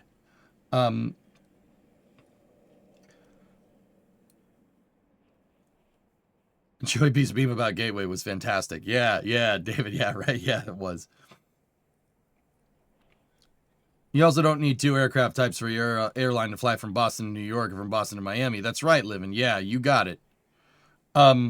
So, yeah, I mean, personally, if it was up to me, I would just give Orion a bigger service module. I'm sure the Europeans are up to task. It'd be stupid to think that they're not. ChatGPT has tomorrow at a 50 to 65% chance, and Grok is still 60 to 75 chance will it'll happen. What is your thought? My thought is that Mark Berger in a press conference like 30 minutes ago said it's an 80% chance of go, and I'm going to believe him over a queried AI that doesn't have the information that he has. Silly. Yeah. Sorry, I don't mean to be like candid, but look, yeah, so just let me finish that other thing. So Gateway's a waste of time at this point. It is a waste of time. We have other solutions. We have other commercial solutions in the wings that'll be able to get Orion into low lunar by themselves, like Starship. Starship will be able to do it. SpaceX just has to prove out their refilling. Blue Moon Mark II would be even better. and I mean that honestly. Blue Moon Mark II does not need to be refueled nearly as much as Starship. You have a much simpler concept of operations, and in the future, you know, when Blue gets New Glenn scaled up and running, that coupled with Orion with its Centaur, with the Centaur 5 behind it, will be very. That'll be very capable. That'll be capable enough in itself. That's fine. King Meaningless, hey, welcome to Mission Control. Your go with throttle up. So, sorry, bro, just got here. It's all good, silly. Yeah, no, I'm just, yeah, so like, you know, GPT and Grok might be saying this, and this, but their queried results are based off of, you know, information that, okay, so they only have access to a certain amount of information, all right? Those AIs are probably querying weather reports from around the area, meteorological reports around the area, and then factoring it into a percentage. They might be pulling METARs and stuff, which, yeah, I don't know if the National Weather Service has an API for pulling data, but if they do, I bet you they're pulling from that. However, they're never going to have as much data as the launch weather officer for the 45th Space Wing, dude. We were listening to Mark Berger. He's their chief launch meteorologist for the 45th Space Wing. So that's Space Force Delta 45. Guys, I don't know if you know, like, much about meteorology, but if you don't, like, there's really two types of like professional meteorologists out there, and that's not to say that one is better than the other. There's like predicting the weather, like, you know, on your local news. There's the weather reports there, right? And you know, that is kind of more generalized weather forecasting. Give me a second. 12 psi there. It's turbo. And then there's aerospace grade meteorology. That's like METAR data and stuff. That's like the stuff that we use for planes to make sure planes don't like fly into a storm or something. Aerospace meteorology is much more applied. It is like you have to be a really good meteorologist to be like a meteorologist for an airport or something. That's like, I'm not saying it's a step above like what the local news does, but you really, really have to like weather to do stuff like that. The Space Wing wouldn't just go down to the local news station and hire the chief meteorologist there. No way. The launch weather officers that control the eastern and western testing ranges are the best of the best. Like, yeah, like aerospace grade meteorology is a completely different beast than the weatherman on the television. So, like, silly, what I'm trying to tell you is that if Mark Berger says the chief launch weather officer for the 45th Space Wing says it's 80% go, I don't give a frick what Grok and GPT say. I trust him more than I'd trust the AI. Because he has that, frankly, because he has access to data that the AI doesn't. It's not a slight against AI. I'm sure if you gave the AI that data, they would come to the same conclusion as well.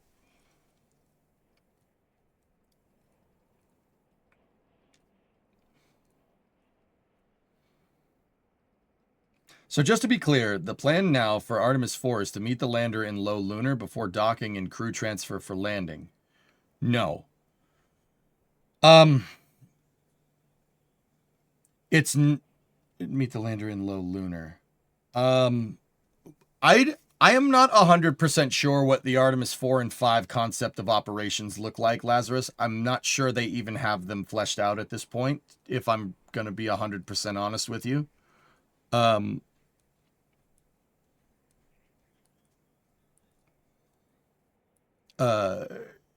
It might be a low lunar. Honestly, that's what I would do. That's what I would do. Like, why would you? Why would you? I mean, you could do, or no. Let me rephrase that. So, Laz, let me think about it. Let's think about it like this. Like, Orion can't get to low lunar, so it's going to have to hitch a ride if it's going to go out there on Artemis 4 or Artemis 5. Now, here's the thing. Okay, so couple of interesting. Okay, you asked a good question, and now all the hamster wheels are running. Give me a second. Let me think about this.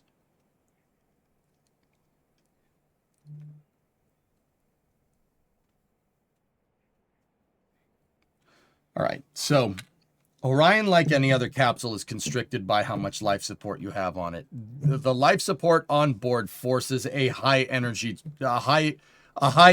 trajectory to the moon, meaning about a 3-day transit. You have to fly on something similar to the Apollo program, or else you'll run out of air before you complete your mission. There are Delta V. There are ways to get out to the moon that don't take as much fuel, but you trade transit time, right? You're trading the characteristic energy of whatever you're using to send out there for transit time, meaning you can either get there faster and have a bigger rocket, or you can get there slower and have a smaller rocket.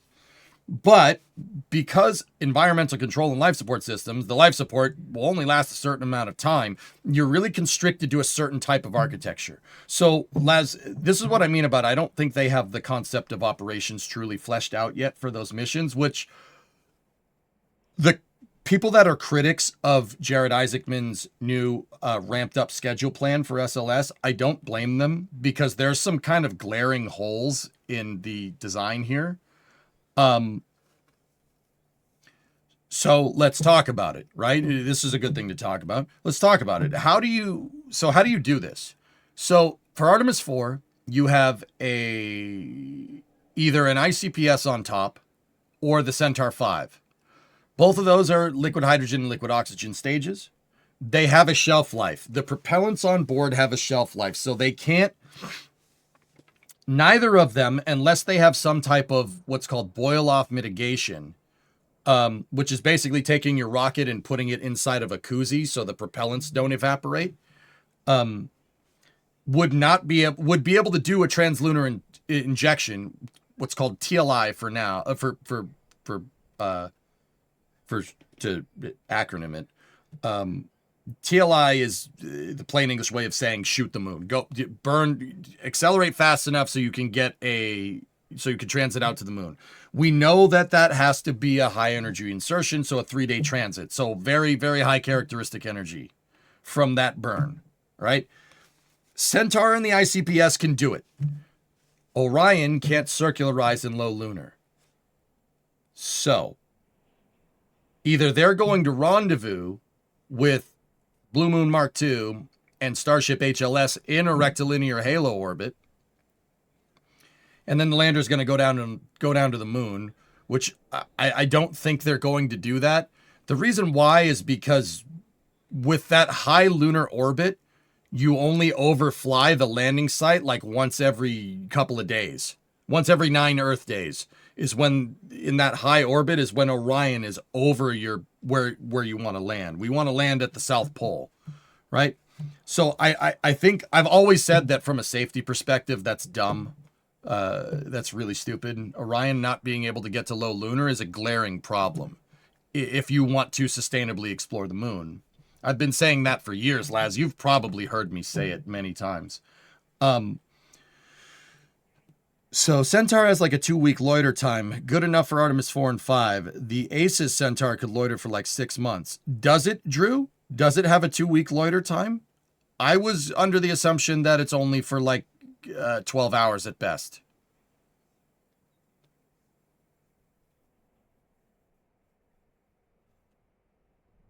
Drew, I'm not trying to say that you're wrong. I'm just gonna, if you could get me like some information on that, not because I don't believe you, but just because if that's the case, that simplifies everything here. Centaur, Orion with the Centaur on it, provided that it can mitigate boil off, right? Like the propellants don't evaporate inside of it, which is a hard thing to do when you're sitting up in space with the sun beating down on you all the time, right? If you can mitigate boil off with Centaur for 2 weeks, if they can do that, that means Centaur has enough to get out there and circularize Orion and low lunar. I don't have a problem with that. That's a good idea. If that's what they're thinking about doing with Centaur 5, I think that's a great idea. Centaur 5 has enough delta V enough fuel to shoot the moon. And then the thing is, once you get out to the moon, you have to step on the brakes to capture inside of the lunar gravitational pull, inside of the moon's gravitational pull, either because if you don't, you'll just fly by. You'll just keep going. Yeah, you gotta. So the Centaur has to be used to accelerate. It's your gas pedal, so to speak, and also your brake pedal.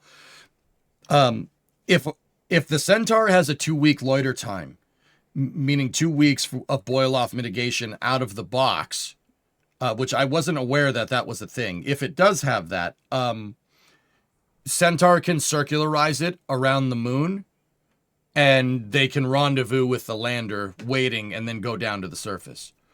That's a pretty good architecture, because the reason why that's good, right, is because that means SpaceX and Blue have time to get their landers in position.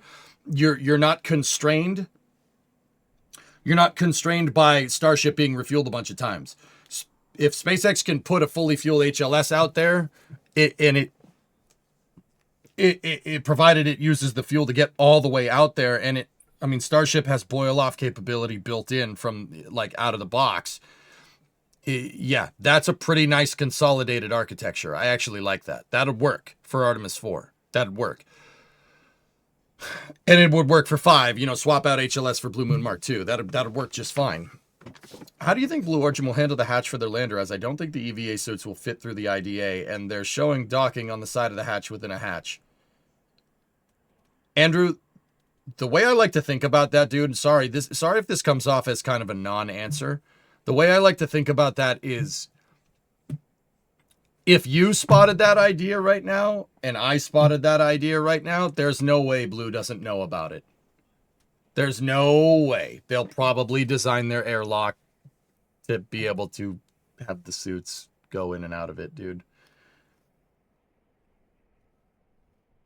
I didn't know that about Starship, the boil-off thing. Starship has boil-off mitigation out of the box, Ator. I'm not sure how HLS is going to do it, but I do know that it has to. It has to have boil-off mitigation, or else you just boil off all your methane before you get out there. It has to, for SpaceX's concept of operations. Why don't we just get a hypergol upper stage and not worry about it? Goalie, that's been my solution for a long period of time. Guys, the more and more I think about it, the more I think canceling the Block 1B version of SLS is a really bad idea. I think that's not that.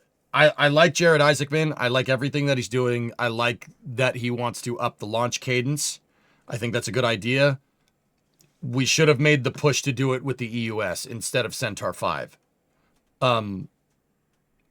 Now, the argument there is that Centaur 5 is already flying, so it has some flight heritage behind it. But, yeah, that'll be better for the short term. That's really going to hinder you in the long term. That is really going to hinder you in the long term. Goalie, if Jared Isaacman had pushed for the EUS as your standardized architecture, which, frankly, that's what it should have been from the start. If we had pushed for that standardized architecture, SLS could have launched with a co-manifested payload. A co-manifested payload means that you could have just taken another... And I say this like this is some easy thing to do. Nothing is easy in spaceflight. It's not kit-bashing rockets like it is in Kerbal. It doesn't work that way. There would have been hard things to do with this architecture. But if you could launch SLS with a co-manifested payload, have the Orion with its service module out there, and then have another service module inside of your universal stage adapter.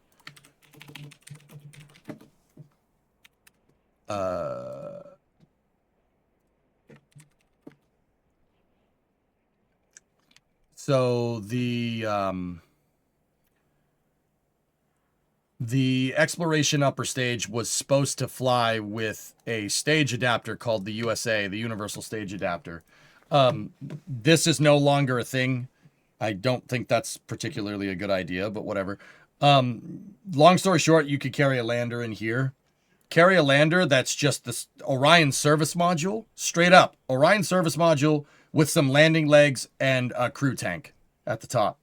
Hey, WD-40 Raid, what's going on? How you doing? WD-40 touched the RS-25. Oh, very good. Goalie, I think that would be that would be a particularly quick way back to the moon. I don't think that would get you there in 2028, though. To be 100% honest, EUS with a co-manifested lander, that would not have gotten you to the moon in 2028. If anything, it maybe would have gotten you one at the very, very end of 2028, maybe, if you got the funding. And I think that's the problem that Jared Isaacman has right now. Goalie, his problem isn't that he hates the EUS. It's just that they probably figured out that the EUS is not going to get people back to the moon by 2028. So they went with a different solution there to try and improve the odds of getting there by 2028. Now, like I said, the EUS probably wasn't going to get you there in 2028. But if you had it for further lunar exploration, dude, yeah, you can offer a much more direct path to the moon that doesn't involve commercial partners. And at the end of the day, that's what I think NASA needs on top of the commercial landers. Blue Moon Mark II is great. Starship HLS is great. You're not going to need to land 100 tons or 20 tons down to the surface every time. Sometimes you're just going to need to send people. So a 2-person lander to get down to the moon base is probably a good idea. Just having something like the LEM just to get people down there.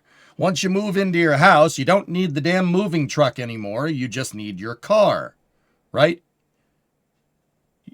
Yeah, I think with the EUS and the Universal Stage Adapter, that offers much more long-term viability for SLS and lunar exploration. But yeah, with Centaur 5 on board, you are afforded that long-duration loiter time, right? And if they make it aces, then yeah, it'd be much easier. But at that point, if you can refuel a Centaur and if you can refuel Centaurs and they can stay on orbit for months, there's no point in having SLS anymore. I don't think, look, guys, I don't think surrendering super heavy launch capability is the right idea. I don't think it was the right idea in the 70s. And I still don't think it's the right idea right now. But either way, you were just inside an RS-25 WD? That's cool, man. Is that the one that's at the press site? I've seen that engine before, dude. Yeah, that was at Intrepid one time. An EUS with a J2X would be sweet. Agreed. Yeah, that'd be really good.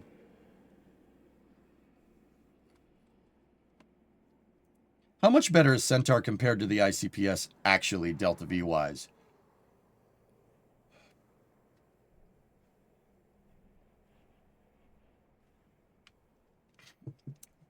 Lads, it's about the same. The thing is that...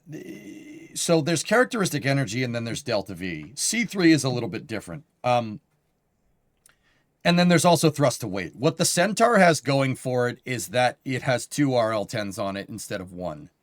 The Delta V, I think Centaur is slightly higher than the ICPS. With Centaur, Scott Manley did a calculation on this, and a little while back when they first proposed the B1S architecture. Scott Manley did a thing about this, and I trust Scott. I know his calculations were probably good. He is really smart, after all. He said that with boil-off mitigation, you'd be able to circularize in low lunar, meaning that Centaur, if you're thinking about it like that, Centaur has a lot more...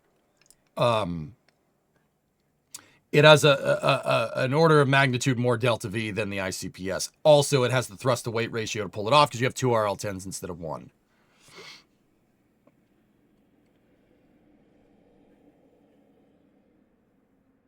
Would 6 RL10s make the EUS any better?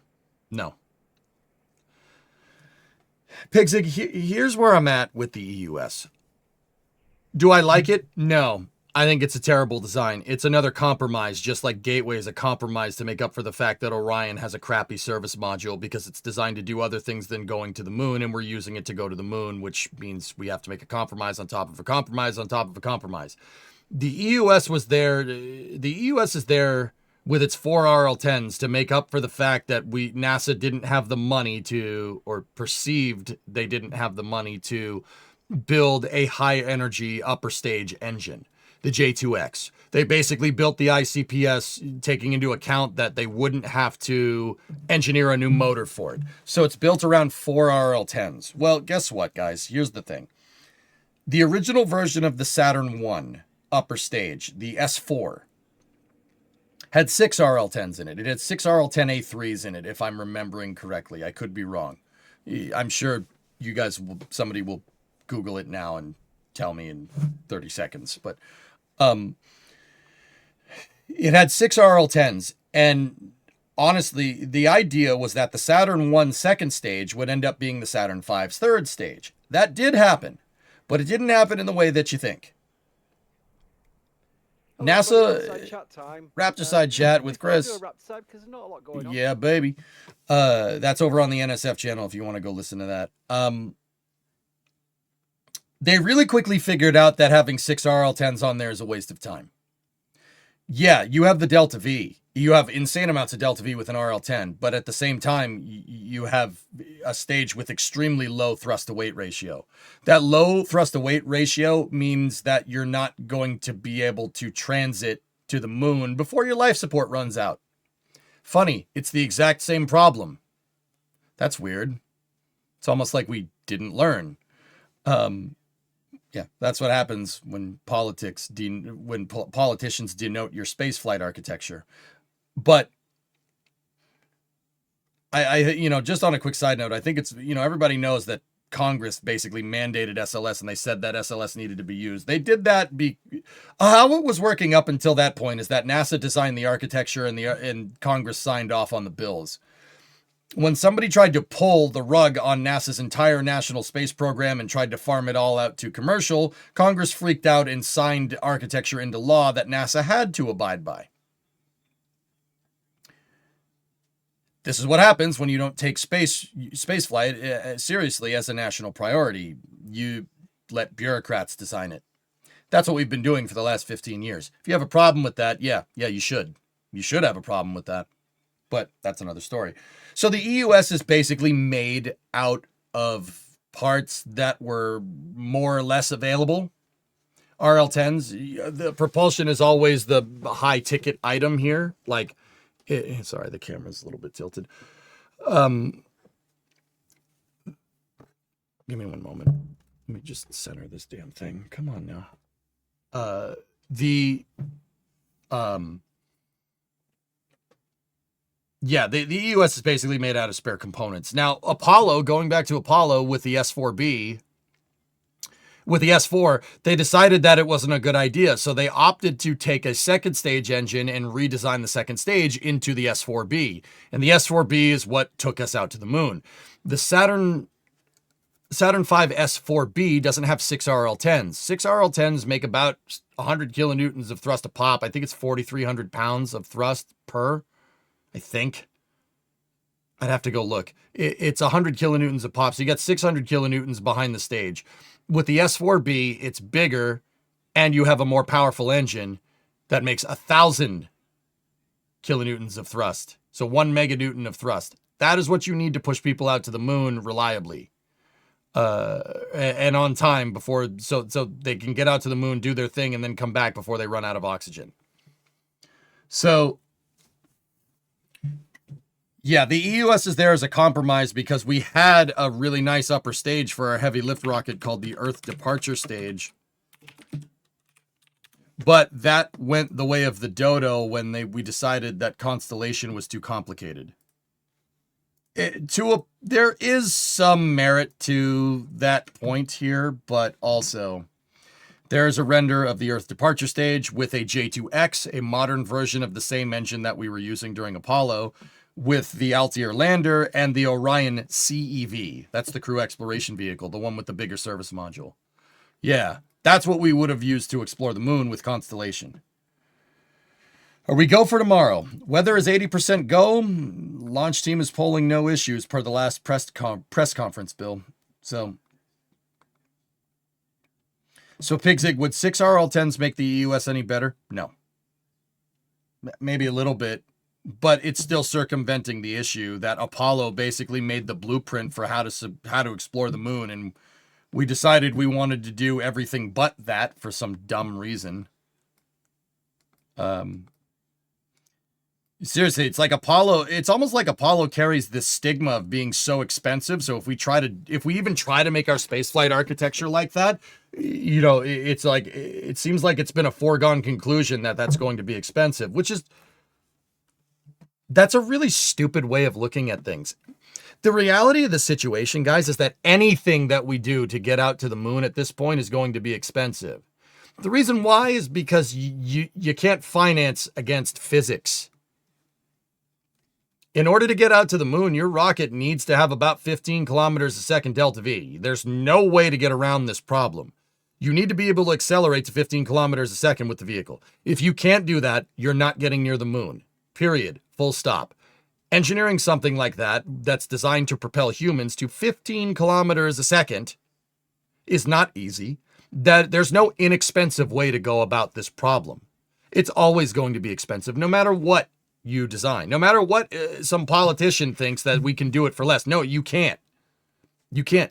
The only way you're going to be able to do it for less is if you develop a robust architecture that gets you to the surface and back, and then optimize for cost based around that working architecture. No concept car that the automotive industry releases spares on expense. Concept cars are supposed to be ridiculous and over the top, right? And then they scale back to make a nice production model. That is how you need to do this. But at the end of the day, you still have to design a program that's going to be comprehensive enough to get you to 15 kilometers a second, which in Delta V, in rocket scientist terms, that's being able to accelerate to 15 kilometers a second is enough to get to the moon and back, right? That spaceflight range is not measured in distance. It's measured in how fast you can go, which I think is super cool. If you can accelerate to a faster velocity, you can go further. Pretty straightforward stuff. Are you a go for tomorrow? I'm as good as I'm going to be, Brun. Yeah. What is everyone doing with your nervous energy? You guys are nervous? I'm not nervous. I'm good to go, man. So, yeah, there's this crazy stigma that everybody has that Apollo is so expensive. The only reason Apollo is so expensive is because we built out the robust architecture that we needed to explore the moon and then didn't do anything with it. That's like buying a Ferrari and putting it in the garage and just leaving it there. It's going to depreciate in value and it's going to be expensive to maintain. The worst thing that a car can do is sit and do nothing. That's the worst thing a car can do. You can't ask Gravity for a discount. I do believe we've tried to do that with SLS, Renee, and that has ended real well. We tried to figure out a way like, oh, there's a way that we can make a smaller rocket to go further. No, there isn't. There's no getting around that. I'm sorry. There's no getting around that. It's going to, if you want to make anything that goes outside of low Earth orbit, that's a multi-billion-dollar, multi-year endeavor. There's no ifs, ands, or buts about it. That is something that is insurmountable. That is an impossible goal to try and circumvent, or an impossible thing to try and circumvent, because I can't change the laws of physics, Captain. You can't do that. Unless we have dilithium crystals, in which case, yes, maybe. But that hasn't happened yet. We need Zephram Cochrane. Just run it in reverse, lower the mileage on the Ferrari, like in the movie. Yeah, that ended real well in that flick. Yeah, that was a good idea. It's like you looked at a long-term program receipt 10 years and said, oh my, that's too expensive. That's the point. Yeah, it's ridiculous.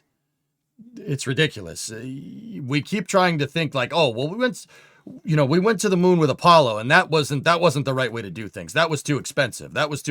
We got to find another way to do it. It's like we've tried to fight against the fact that the Apollo is basically the pinnacle of lunar exploration design. And I really don't care what anybody says. Like, you can say, well, no, EJ, it's not sustainable. Yeah, bull crap, dude. Buh! It's not sustainable. Buh! No. Yeah, okay, it's not sustainable because every other lunar architecture where we've tried to compromise has gotten us closer to the moon, right? That's gotten us closer. Oh, wait. No, it hasn't. That's weird. Sorry for large electrical man references. I'm not. That guy's cool. couldn't you hold Scotty back till launch? I mean, maybe that might work. So it sounds like the mission profile depends on whether or not they manage to adapt Centaur in time for Artemis 4.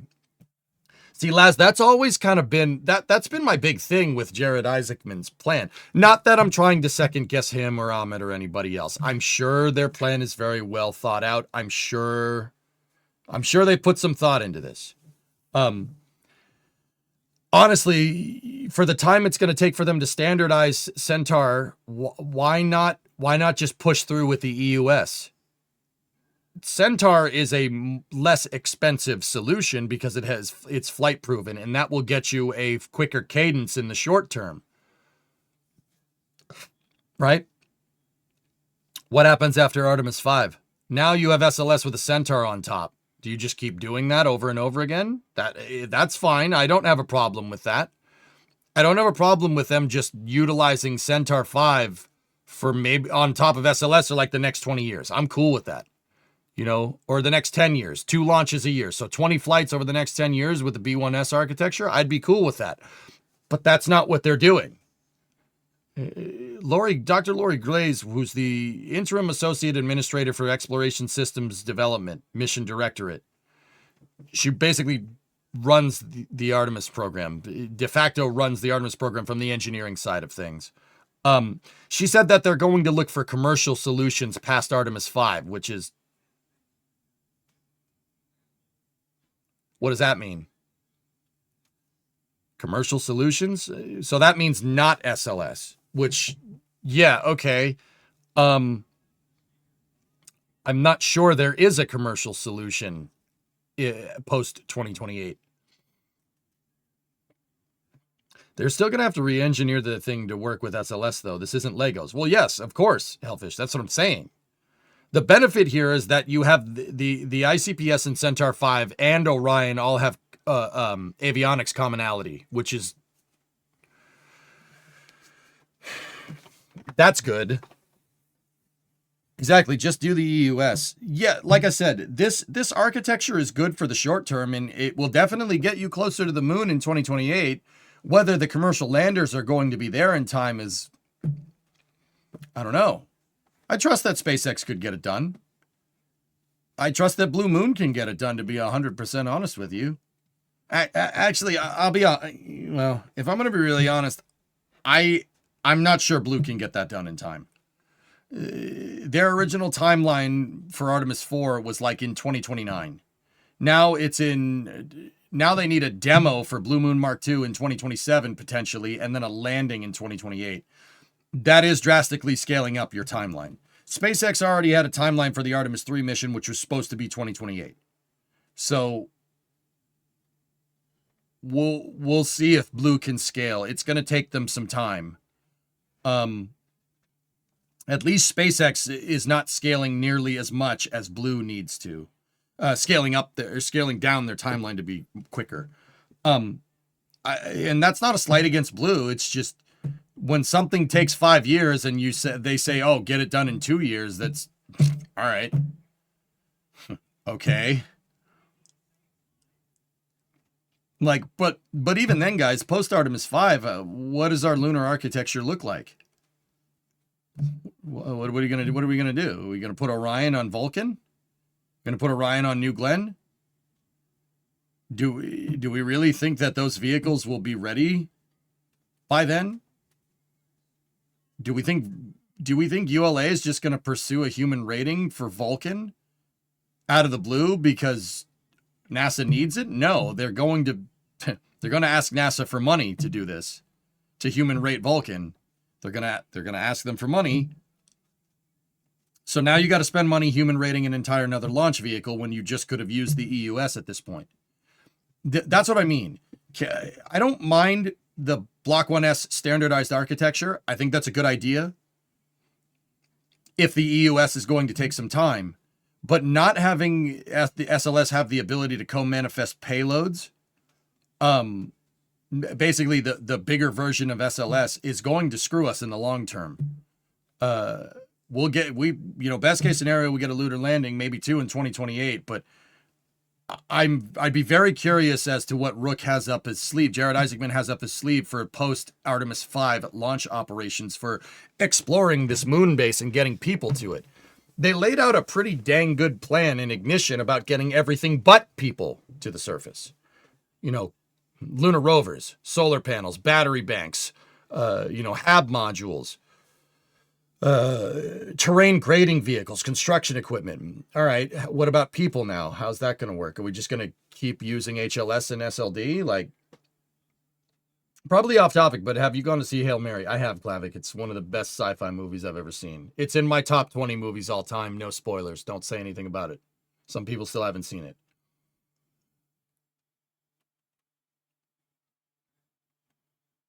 To be honest, I wish they replaced the EUS with GS2 and a taller VAB because it's such a good-looking stack. It really is, Echoes. Yeah. Yeah, that'd be great. That'd be great architecture commonality if you crew rate Orion. Maybe that's what they meant. If you crew rate Orion on Vulcan or on New Glenn, right? If you crew rate it on New Glenn with payload co-manifest, right? So like you have New Glenn, you have the GS2 upper stage, you have an adapter piece, right? And then you have Orion on top of that. And then in the future, you just take that and put that on top of SLS, raise the VAB and stuff. You'd need to build a bigger high bay to do that. But if you did do that, that would be pretty good commonality. Maybe when Lori Glaze said that they'd be looking at more commercial options, maybe she was talking about commercial options for an SLS upper stage. It's possible. I don't think that's what she meant. I think they're trying to give SLS an off-ramp and trying to switch to all commercial, in which case, yeah, once again, there's that whole, thinking you can finance against the laws of physics thing. You don't want to use your moon rocket because it's too expensive, and you want to stop using it because it's too expensive. And nobody has a rocket that is that big. Nobody has a supplementary rocket that can have an Orion capsule on top of it. So yeah, you're saving money, but you're also you're not going to the moon now. Once again, that's what I'm talking about, guys. There's no way to finance against this product. You can't finance against it. It's always going to be expensive because unless we invent warp drive or something, right? It's always going to cost a certain amount to get to the moon. Like, and engineer out an architecture to get to the moon. Like, it's New Glenn 9.4 with a Centaur 5 on top. We're looking at a rocket that's like significantly taller than the Saturn V here, Frowlin. Hopefully we can get HLS there uncrewed with machines to provide the groundwork for the base after Artemis 5 and then land people with whatever we have then. Well, see, Frowlin, the whatever we have then part is what I'm curious about. They might not try for people until phase 2 of the moon base. Interesting. Where does Falcon Heavy equate in all of this? See, Miller Time, Falcon Heavy has really high throw. You can throw a lot into low Earth orbit with one of those things. But Falcon Heavy was not designed as a super heavy launch vehicle. I know that people are looking at me funny. It's not designed to do the same task as SLS. And this is why everybody, people say, like, oh, why not use Falcon Heavy instead of SLS? You can't, all right? Without significantly redesigning the upper stage of Falcon Heavy. Falcon Heavy was not designed to move heavier payloads into space. It was designed to move regular payloads further into space. Does that make sense? i.e., Falcon Heavy just has a regular Falcon 9 fairing. It's just designed to carry basically a geostationary satellite up there, and Falcon Heavy was SpaceX's solution of being able to lob a heavy satellite out to geostationary and get all of their cores back. That was their solution. It's not designed to move heavier payloads into space, even though it has the Delta V and payload capacity to do that. It doesn't have the load capacity to do that. Because once again, believe it or not, it's kind of the same problem that SLS Block 1 has. Falcon Heavy is just designed to have a Falcon 9 stage on top of it. That's it. That's it. SLS Block 1 is just designed to have the ICPS or maybe a Centaur 5 on top of it in the future, and that's it. You're very much hindered by your upper stage in this design. If SpaceX redesigned Falcon Heavy to be able to have, I don't know, like a New Glenn second stage on top of it, I know that sounds ridiculous, but it would be one of the weirdest looking rockets I think ever. It would be a very strange looking vehicle. But if Falcon Heavy was redesigned to be able to handle the loads of having a GS2 up on board, I guarantee you could throw more payload into low Earth orbit than New Glenn. I guarantee it. Can't you just make a bigger fairing? Guys, in terms of engineering pathways for scalability of launch vehicles, widening your core diameter is always a no-no. That is not an easy thing to do. Lengthening the vehicle is much easier to do from an aerodynamics standpoint than widening the vehicle. That's the reason why Elon with Starship has been insistent on just making Starship version 4 just taller. Now, you do run into problems if your vehicle becomes too tall. You run the risk of what's called lateral pogo oscillations. Basically, the thing's it's so big it just does this. Right?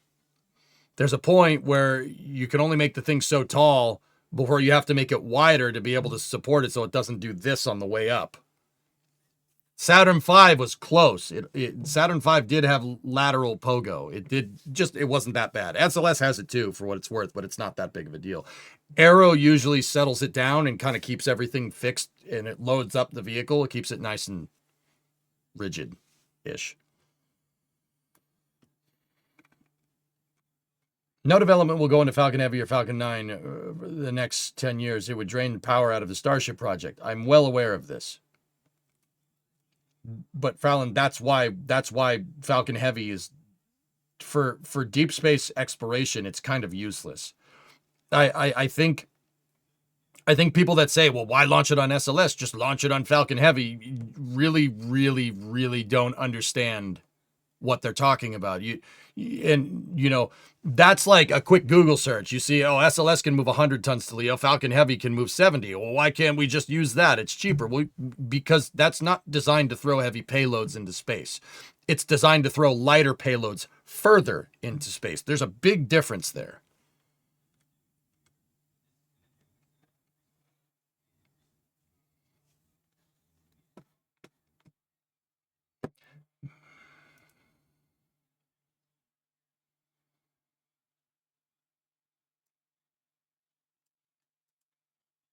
Have you done your supply run? I have one, man. Yeah.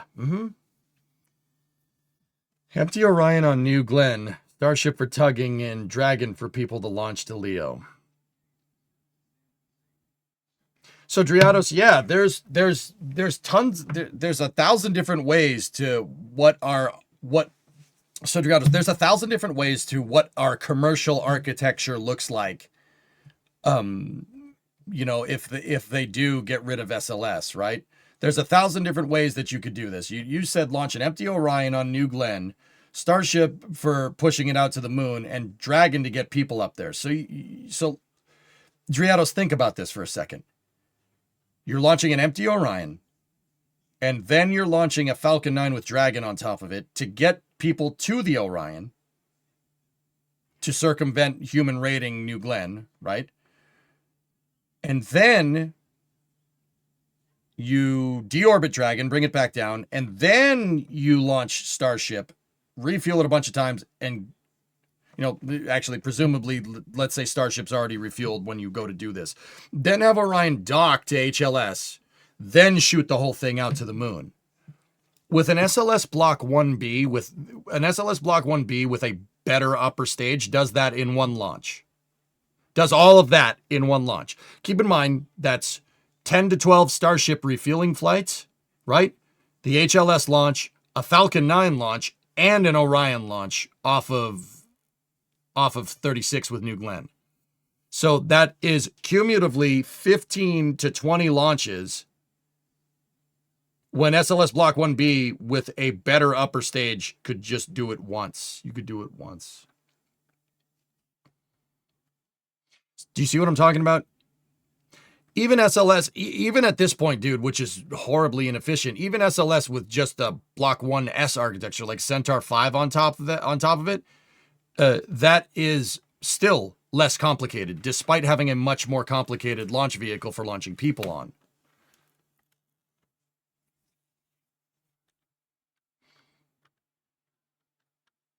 All boosters land and it's the cheapest way. And this is what I mean. That's the cheapest way, but it's a significant factor of difficulty more. You're trading cost here for mission complexity. Your mission is way more complicated. There's 1,000 more points there's 1,000 more ways in which this whole mission can fail.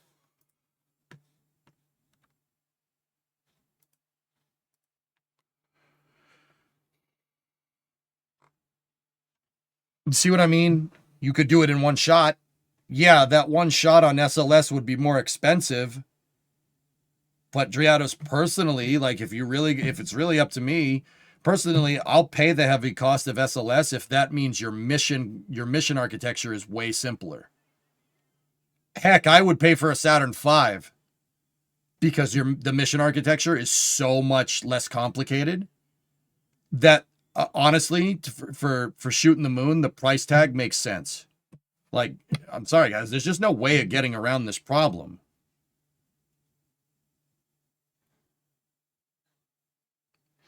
Why did they move the launch till tomorrow? They didn't move the launch till tomorrow, Lava Eagle. It was always tomorrow. There was never a launch window on the 31st. I don't know what you're talking about.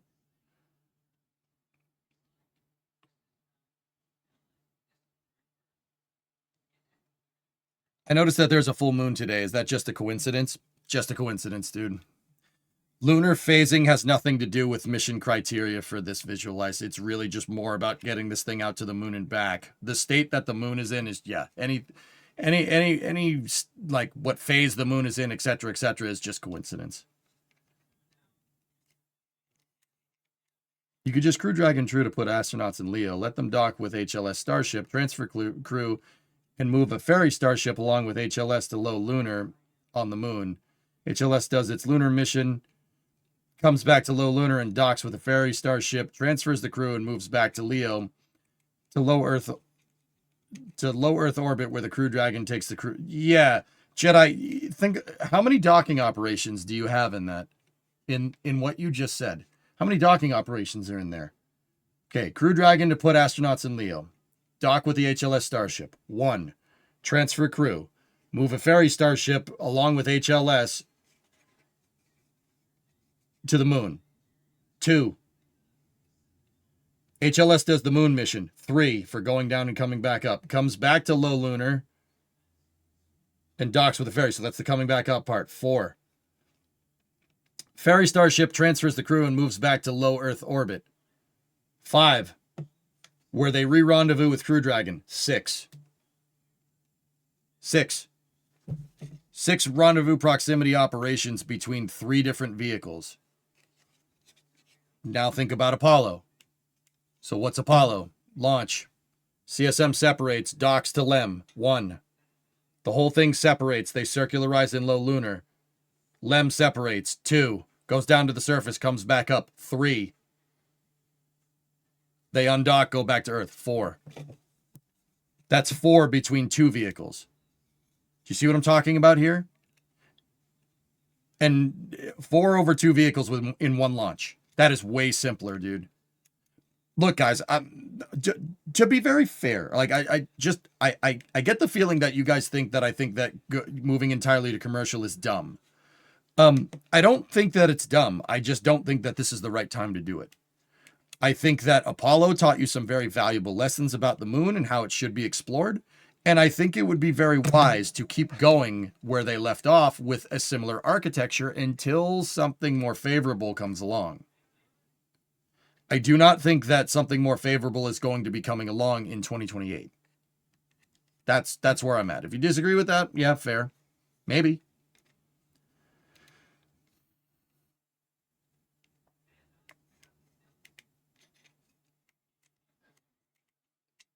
Think about all the timing that you need for all those different starships to work correctly. You need to fully fuel at HLS, so that's 10 flights.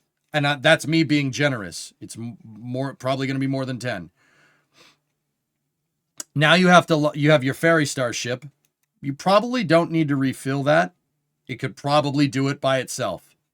Ferry Star ship out there. HLS with Orion, with Crew Dragon. Now that goes out there, right? So that's another launch. So we have the Ferry Star ship, that's one launch. We have the HLS with refueling, that's 10 launches, and that's being generous. And then you have a Crew Dragon launch on top of that. So that's 12 launches, dude. 12 launches, 6 rendezvous proximity operations over 3 different vehicles. That is ridiculously complicated compared to Apollo. Like I said, would Apollo be more expensive than that? Oh, yeah, absolutely. Oh, yeah, way more expensive. I honestly, at this particular point in time, as of March 31st, 2026, I will take that trade. I would take that trade. I would pay more to simplify the mission. Going to the moon is risky enough. You don't need to make it more complicated, at least not initially. Given the hype around tomorrow's launch, are you concerned at all about Go Fever? Nope. Rarest, believe it or not, I don't think so. I'm excited for Orion to call the ISS. Yeah, me too, Boreal. That's going to be cool. Rarest, I've listened to every press conference. I've seen press conferences with the crew. A lot of my buddies have asked the crew questions. And asked the people questions about what's going on. So Sawyer and Max are down there doing their thing. Kind of wish I was with them, but I couldn't get badged. So if I could have gotten badged, you'd be damn sure I'd be down there with them asking questions. I do not think we have Go Fever with this particular flight. Now, when Artemis 3 rolls around, I'll get back to you on that one.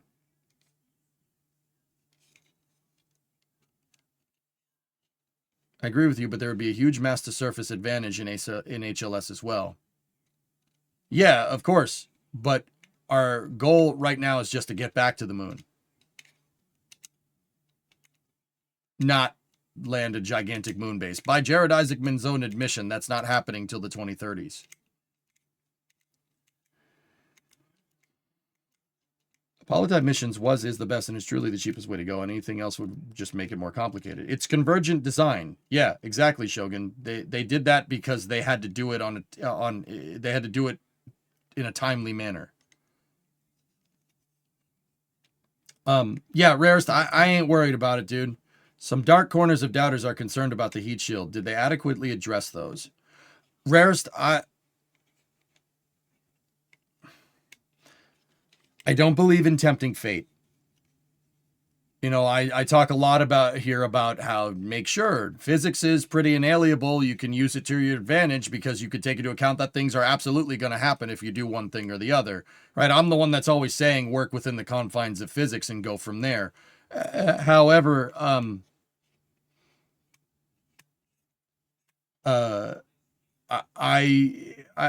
you know, with all this scientific technical understanding, dude, I still believe in being superstitious. Now, you don't want to tempt the space gods here, right? Because what can go wrong will go wrong, right? You don't want to tempt Murphy. That's a bad idea. With that, so I don't believe in being negative before a launch like this. Look, this is a complicated mission. They need all the positivity they can get behind them. NASA does, and the crew too. With that being said, I do have some reservations about that heat shield. The heat shield is not as safe as it could be. And what do I mean by safe? This heat shield has never been tested with people on board. It did do an uncrewed test coming back from the moon in 2022, and it failed. Period. Full stop. The heat shield broke apart. Now, there was charring and spalling that had to do with the mechanical architecture and the mechanical properties of the heat shield. Plus, that coupled with Orion's re-entry trajectory. Artemis, for whatever reason, and I still don't, this is a little bit out of my wheelhouse here. I don't really understand why these decisions were made this way, but the Orion capsule is designed to hit the atmosphere, skip off the atmosphere, go up into space, and then come back down. Now, Apollo did do something similar to this, but they didn't skip back up into space. More so, they dug into the atmosphere, right? And then they kind of leveled off. And then they came down, right? Orion, they wanted to skip this thing off the atmosphere for whatever reason. I don't understand the want to do something like that. I don't understand why you would want to do that. I really don't. I don't get it. Because they skipped the Artemis 1 Orion off the atmosphere and the heat shield came apart at the seams. Part of the reason why is because when they bounced off and they went back up into space, there was no pressure being put on the heat shield, so it started to come apart. And then they re-entered with holes in the heat shield. Now, that Orion capsule did make it back. It was all right. But that wasn't supposed to be an iterative test. Artemis 1 was not supposed to be iterative. It was supposed to be like, this is what the heat shield's going to do, this is how we're going to fly it, and this is what's going to happen. Don't think of it like an iterative test, like a scientific test where you kind of screw around and get a result and you write it down. That's iterative testing. This is much more like taking a final exam for a course. It's really there to measure how much of the subject matter you understand. It's a final exam. It's not a scientific test. With that being said, they failed the final exam when it comes to entry, descent, and landing. Discovery. Heat shield had a damn hole in it. Now, their solution to this problem with Artemis 2 is to fly Artemis 2 on the Apollo re-entry trajectory. Simba 1, Godspeed Artemis 2, 71-month resub. Thank you. The last wire. Okay, they're still doing that over there on Starbase. So that their solution is to fly on a modified trajectory for Artemis 2 with people on board for the first time flying on Apollo's trajectory. The reason why is because with this type of re-entry trajectory, you don't have to worry about the heat shield kind of coming unglued during the skip. Guys, that's honestly, if I was running the space program, that's not good enough for me. I don't care what the analysis says. Analysis is, they said, oh, this is going to be fine during entry, descent, and landing. It's going to be fine. Our analysis says so. We can fly people on the heat shield on the first try. Yeah, are these the same analysts that said that the other trajectory would work and then there was holes in the heat shield? Now, granted, your analysis is not going to stay the same with corroborated flight data. They've probably come up with an extrapolated thermal analysis of the heat shield based off of the Artemis 1 flight. And, I'm not going to sit here and pretend that analysis could be, isn't right. It probably is. My big thing is that you've never tested this capsule on this trajectory with uncrewed. Your analysis is all fine and dandy, but the way that Orion and SLS were developed, once again, is not a scientific test. You're not throwing stuff at the wall and seeing what sticks.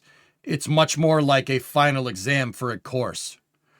With that being said, in this analogy, they're going into the final exam. So if Artemis 1 was your first semester final exam and you failed, you're going into the second semester, so the end of the course, right? To talk like college course, right? You're going into the end of the course without studying. Do you have a pretty good understanding of how this works? Yeah. Maybe everything will be fine. My big thing with the heat shield, Rarest, is that, and guys, I'll be 100% honest, this is probably the last time I'm going to talk about it. I do not want to talk about this during the mission. I'm not going to talk about it during the flight. That's not a good, don't tempt the space gods for real. Like, don't do that. Dude, the universe has a weird way of punishing you for being arrogant. But in many ways, that's the reason why I'm like not okay with this, because this is an extrapolated analysis based off of analysis that was not good analysis. They said the heat shield would be fine on Artemis 1. It wasn't fine. And now they have retooled it. They have retooled the analysis to based off of what they learned on Artemis 1 to say it's okay. Now, once again, NASA's probably right. If they say the analysis is good, I believe them. You have the best people in the world working on this stuff. However, at the same time, like I said, I don't believe in tempting fate. If it was up to me, nobody would fly on this. I would fly Artemis 2 in an uncrewed capacity. I would fly Artemis 3 in a crewed capacity, and then I would fly Artemis 4 in a crewed capacity with the upgraded schedule that Rook is talking about. I do not believe in, especially if you're going with the B1S architecture, I do not believe in putting people on a heat shield on a trajectory that's been on an entry, descent, and landing trajectory with a heat shield that has never been tested on that exact trajectory for the first time. I think that's really dumb. Yeah, I wouldn't be doing that way. Hey, even if I had to go yell at the president about, no, that's a bad idea. Just don't do that. I do not believe that analysis is good and corroborated until you have flight data to back it up. I.e., if they say this trajectory is going to work, fly it without people on it and see what happens to the heat shield. If the heat shield comes out fine, that means your analysis is correct. Then launch people on the next flight, and then you can be absolutely sure that that heat shield will never be an issue. As long as every other heat shield's built the same way and you fly that trajectory, you are good to go. But they're not. They're flying the Artemis 2 heat shield on an Apollo-style entry trajectory, and then Artemis 3 is going to go back to that skip trajectory with a redesigned heat shield, which is even worse. I do not believe in doing iterative changes to your design between flights when you're not doing iterative testing. I think that's a really bad idea. Now, if this was SpaceX with Starship and they just, put another one out, send it, if it blows up, so be it. Yeah, sure. But you're doing that's relatively low risk. They're not doing that with people on board. Iterative testing is dumb, even with people. Like, even if it was SpaceX, they chose to get into the Starship. It might explode. I don't know. That's dumb too. The point that I'm trying to get at is that the Artemis 2 is carrying a heightened risk here because the clock is ticking. So I don't think that the people that are saying, I wouldn't call that go fever. I would call that schedule pressure. The reason why I wouldn't call it go fever is because go fever implies that you can fix this problem, you could fix this problem relatively easily if you just wait. This problem is not a problem that's going to be fixed by waiting. This problem is a problem that needs to be fixed by flying. My thing is that you're shouldering more risk than you need to on top of an already extremely risky mission. Guys, I'm not going to lie to you. The Apollo missions made going to the moon look easy. It is not easy. It is not easy. Look at even nowadays, guys, with the commercial, look at commercial providers. Who has low Earth orbit access capability that is a commercial provider? Who? SpaceX, ULA, Blue, barely. Who else? Rocket Lab? Anyone else?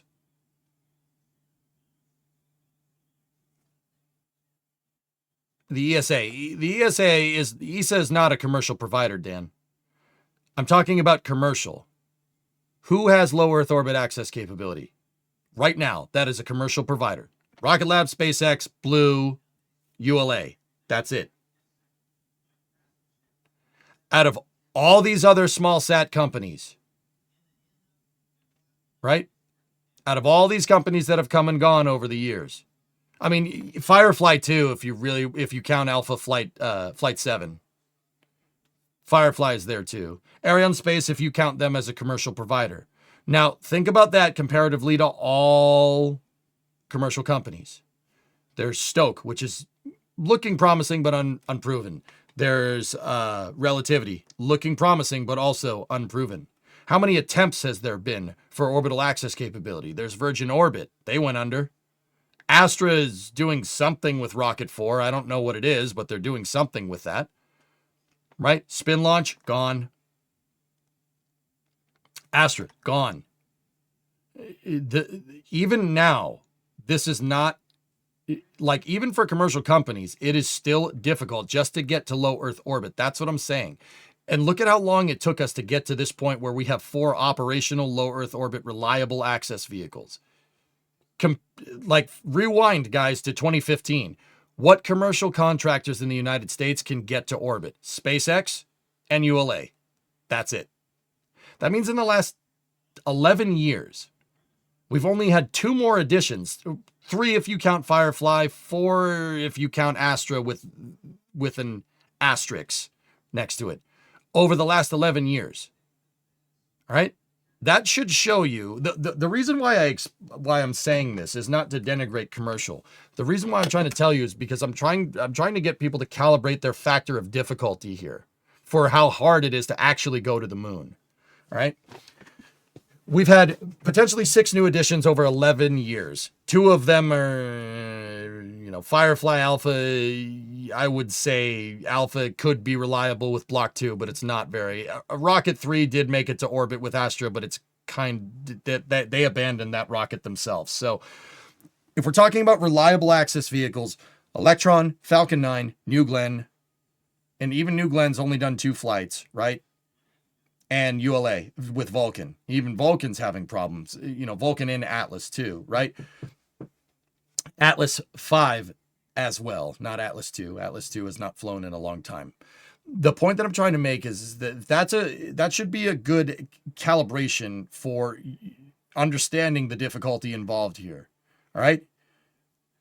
Now times that by about 4. Take that factor of difficulty for getting into low Earth orbit and times it by 4. That's how difficult it is to go to the moon. How did I get a 4x multiplication? Well, you have a bunch of different things to deal with. 1, delta V. You need to build a much bigger rocket. That in itself is way more complicated. 2, on top of building a bigger rocket, you have to build something that has long-term loiter capability for capturing the moon. 3, you need to build something that can hold people, for 2+ weeks on a coast out there. So that means your vehicle now needs to be human rated on top of it. 4, you need to develop a heat shield that can take hitting the atmosphere at 25,000 miles an hour. All right? 4x factor of difficulty. Each one of those problems in itself is as difficult as getting to low Earth orbit, period, full stop. So what am I talking about? What I mean here is that you are taking unnecessary risk with Artemis 2 on top of it being a 4x difficulty mission comparatively of going to, say, the ISS, for instance. At rarest, I personally don't think that NASA should be taking these risks right now, but higher risk, higher reward. I really hope the people that did that thermal analysis on the heat shield know what they're doing. And that's all I'm going to say about this. I don't believe in bad vibes during a mission.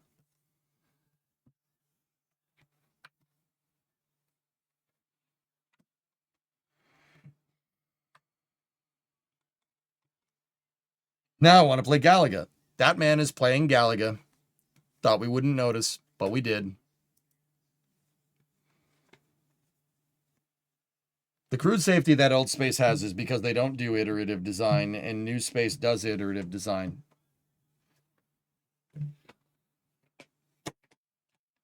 Do you think Dragon 2 was iteratively designed, Jedi? Honest question. What time are you going to start tomorrow? I'll be here at 0700. So 7 in the morning.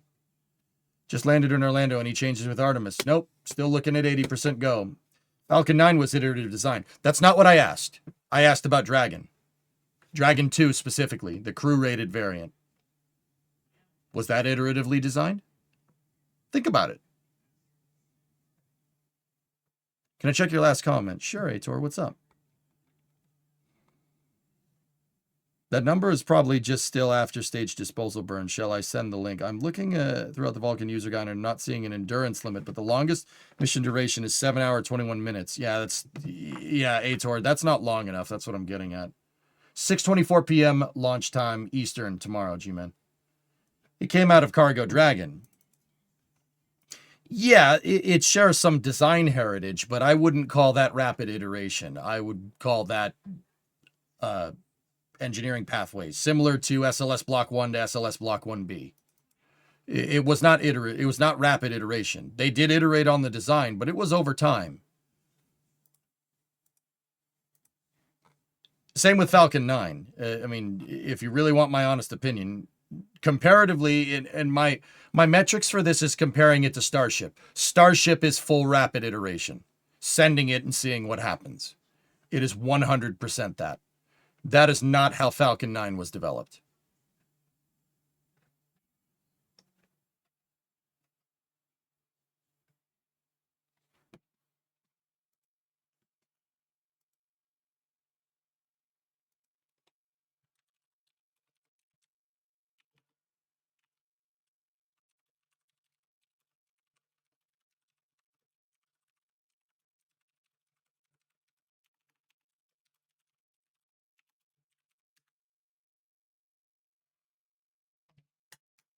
Give me 1 second.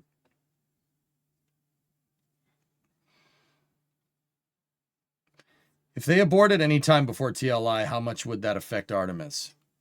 It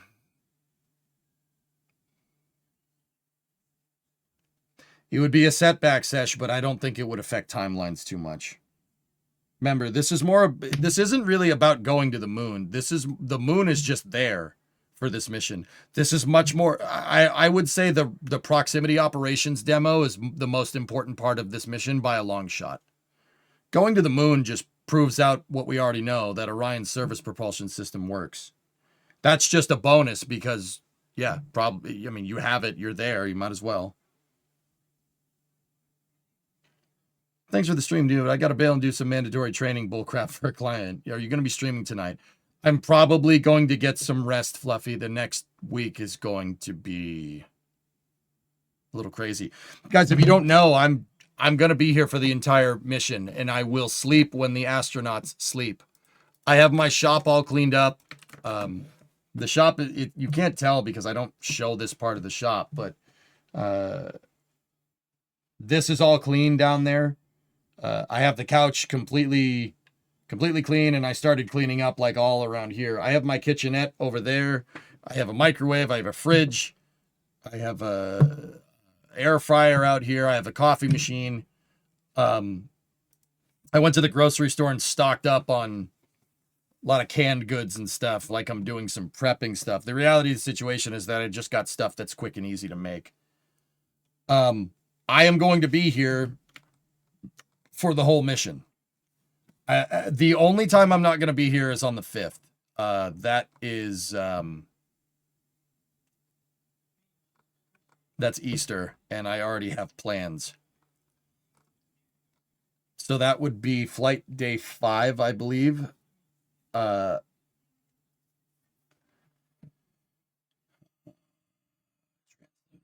flight day.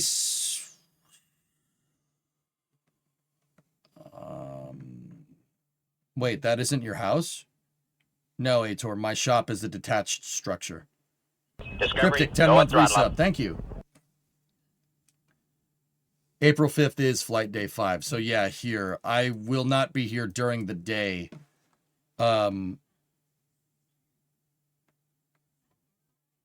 So lunar SOI entry. So like this phase of the mission, I won't be here for. But yeah, that's the Artemis timeline. I'll link that up on both sides if you guys want it. Good, no NSF crap then? Oh, I don't do them like that. Come on. Don't do that to me. I I am doing countdown to launch with NSF tomorrow. So the countdown to the launch, I am on there as a subject matter expert. Once they start the launch stream, I'm back here with you guys, and I'm back here for the duration. I am going to try to keep the stream going, keep the stream live. Think of it like a subathon, basically. Even in the sleeping periods, I will keep the NASA stream up. And the reason why I'm getting sleep, guys, is because I want to be up at pre-launch right here. So over here, tomorrow morning, 0700, this is when I do the countdown to launch stuff. And then I will switch back over here. Right? And the first sleep window here is split. Right? First sleeping window is split for the perigee rays burn. So that I'm probably not going to sleep in this window right here, but I will sleep in this one right here, which goes into flight day 2, and then wake up here. And guys, yeah, I'm going to sleep when the crew sleeps. But just in case something goes wrong, I'm basically going to be in the shop with the stream, with NASA streams and my stream, obviously live. The only time I'm really going to leave the garage over the next week is 1 for Easter and 2 when I need to use the bathroom or cook something. Because it was raining, so all the snacks are down in the house. Make it a moonathon. What time do they ride out to the pad? That would be tomorrow around noontime.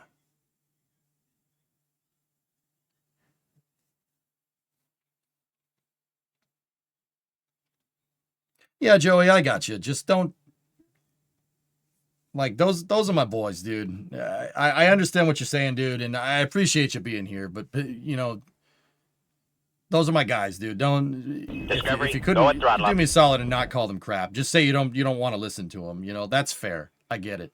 Everybody, dude, there are people that watch NSF that hate me. Like, dude, some of the YouTube comment sections on Flame Trench are just brutal, dude. People just say whatever the hell they want.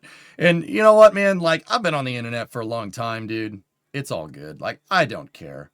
I know I'm a bit of a spaz, but, you know, like, you know, for Max and, and Sawyer and all my boys over there, like, I don't want people talking bad about them behind their back. Like, not here.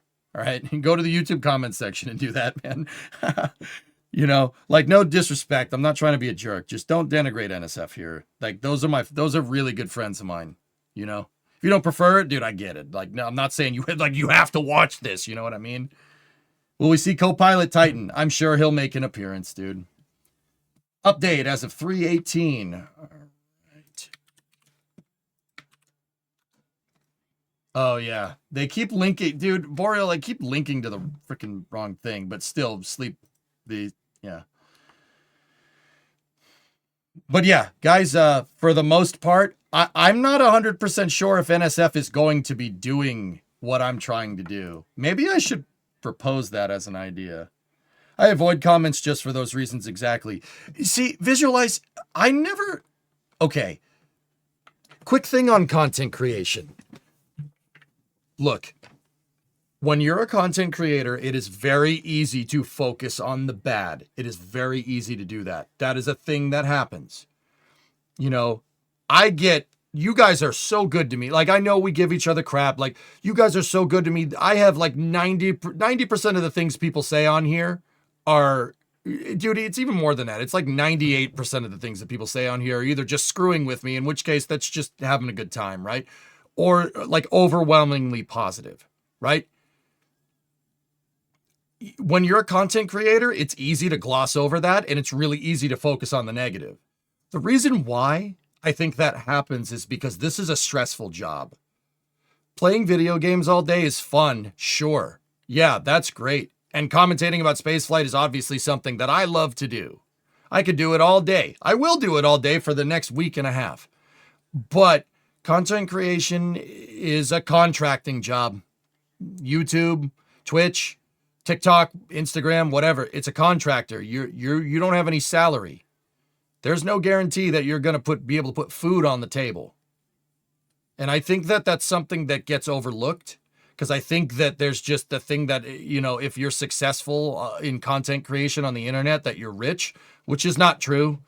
Guys, I got it. You guys have been very good to me, but I have a normal sized house. I'm sorry. I don't live in a mansion. I'm not like Mr. Beast or something. Like, not that I don't think Mr. Beast lives in a mansion, but you get the idea. I don't have Ferraris. I don't have McLarens. I have my 97 F-250 outside, and that's what I daily. Like, that's my daily driver. I'm not like, this is just it's just a regular job with a competitive, I say competitive salary, but we're not salaried. So as a content creator, you bust butt, and it's really easy to, to get annoyed with people that are going to be like, I think this guy sucks. It's really easy to get annoyed. There was a time where it did piss me off. It doesn't piss me off anymore. I don't care. What I do use those comments, though, is areas for improvement. Because you know what, man? That person took time out of their day to call you an asshole. Sorry. That person took time out of their day. So that means they care. That means they care. And I kind of flipped this, right? That means they cared. They cared enough to call you a bad word. All right. They cared enough to do that, which tells me that even though they're hating, they're coming from, that is something that you could probably work on because they care. They wouldn't have commented if they didn't. There you go. People like to talk on the internet. So nowadays, dude, I don't really okay, people have bad comments. Sure. The vast majority of the negative comments are just that this guy's stupid, or I hate his hat, or something like that. All right, whatever. I'll change it. Okay, cool. That tells me to wear different hats. Sure. Right? But every once in a while, you do get some constructive criticism. It's like, hey, I think you say this word too much. And I'm like, okay, cool. This guy says this too much. He's an idiot. Like, oh, okay. That's something I can focus on. Because it's very easy, especially for me, like explaining stuff to you guys all the time, to get into like brain worms where I say the same word every 5 sentences. Right? And I use that as an opportunity to get better. I don't look at it negatively. I used to. Oh, it used to drive me up the wall. Hey, you turn up late every day. Oh, dude, believe me, I know. It drives me up the wall more than it drives you up the wall. I hate saying I'm going to be somewhere and then not being there. Pet peeve. Big pet peeve. You do promote Ford hats too much. Shut up, Tessa. About to head off to go see Hail Mary in 70mm. Before I do, I sent you a little gift on Discord. Vulcan, can I show that just to spite one of my moderators? Can I do that? Vulcan, can I show that? Sure. All right. So Tessa, real quick. How about you shut the hell up?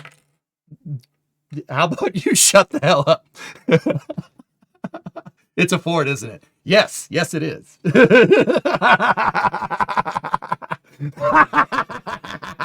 The Fording will continue until morale improves. Vulcan,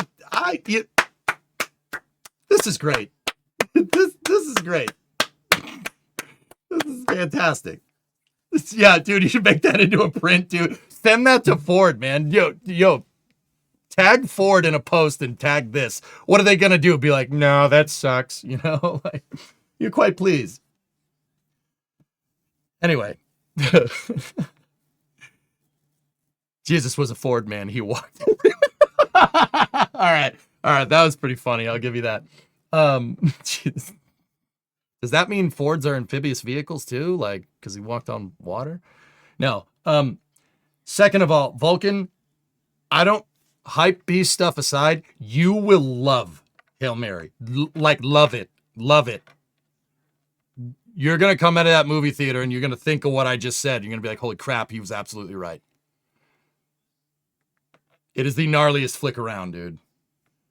You've literally already seen it twice. Oh, okay. All right, cool. I was wondering if this was the first time. So, seeing it twice. So I was right. Was I right? I was right. Fist my bump. I love that movie, dude. I love it. I love it. I love it. No spoilers, though. Don't say any spoilers. We'll go probably another week and a half with no spoilers, and then we'll have some fun. Human, you watch it tomorrow? All right, gotta run though. All right, dude. Enjoy the flick. I saw it in IMAX, dude. I saw it at the big IMAX theater in Boston. Oh yeah. The sound. It's quite nice. Yeah. Yeah. It's really good.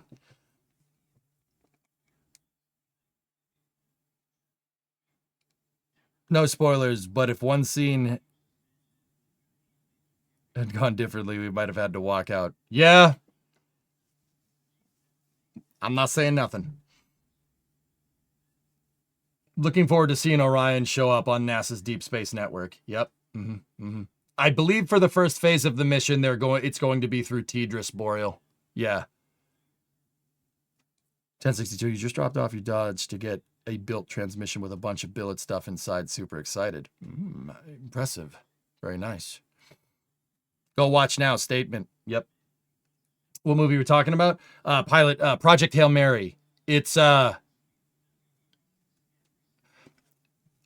spoilers, right? If Project Hail Mary had come out in the 90s, it would be one of those things that I constantly reference, like Star Wars or Star Trek or Dune or something. Like, let me put it to you like that. Yeah. If this movie came out in the 80s or the 90s, it would be one of the gnarliest. We would be quoting it constantly. Yeah. Let me put it that way. Like Jurassic Park. Yeah, exactly, Tessa. Exactly. It's that kind of movie. It's just like one of those movies, Pilot. Like, I walked out of the movie theater and I was like, wow, what the heck did I just watch? That was awesome. Total hype aside, guys, I've watched a lot of movies. I'm a movie freak.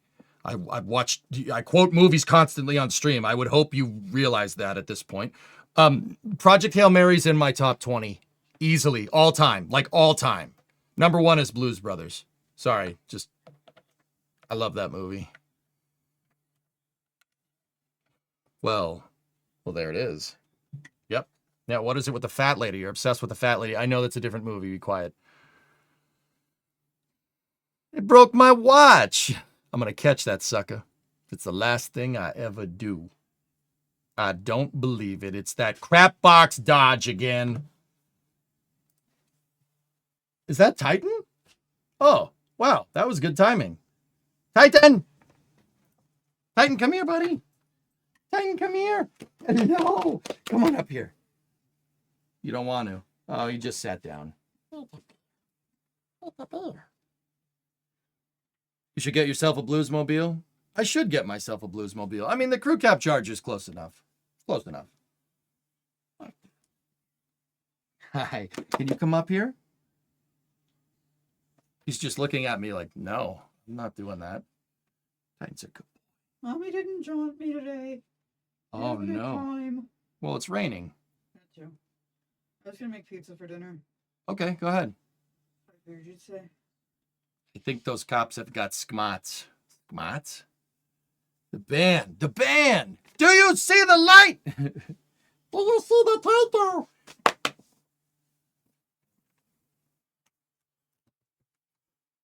All right. Breaking the fourth wall here for a second. Hi, buddy. Hello, my boy. Hello. Look at this good boy. He's a good boy. He's a good boy. Oh, look at this boy. He loves his ear rubs. He loves the ear rubs. That's a good boy. Is Interstellar in your top 10? It's in my top 20, Blas. I think Project Hail Mary is better. Yeah, there, I said it. Do you think Hail Mary's better than Interstellar? I actually haven't seen Interstellar. What? I know, I'm sorry. Oh. All right. I thought you didn't like it, so I just didn't. I never was like. Interstellar's good. It's a good movie. Yeah, but remember, I got it confused with Gravity. Yeah.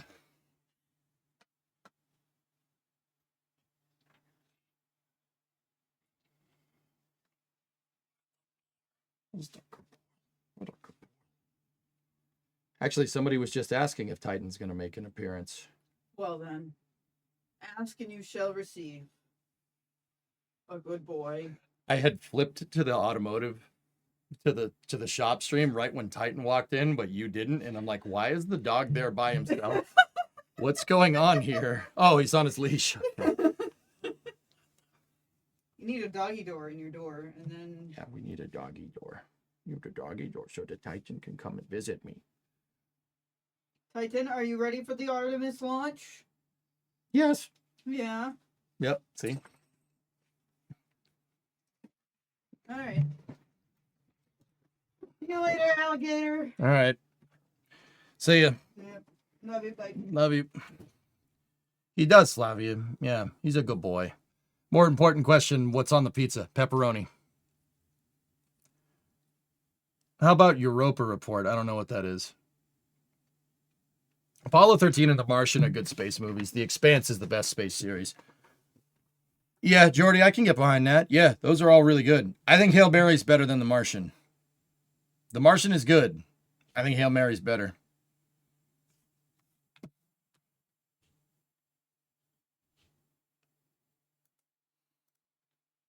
Yeah, there, I said it. Oh, yeah, no, there you go. Is Titan ready for the space lunch program? Oh, he's ready. He's always ready. Says a lot. Yeah.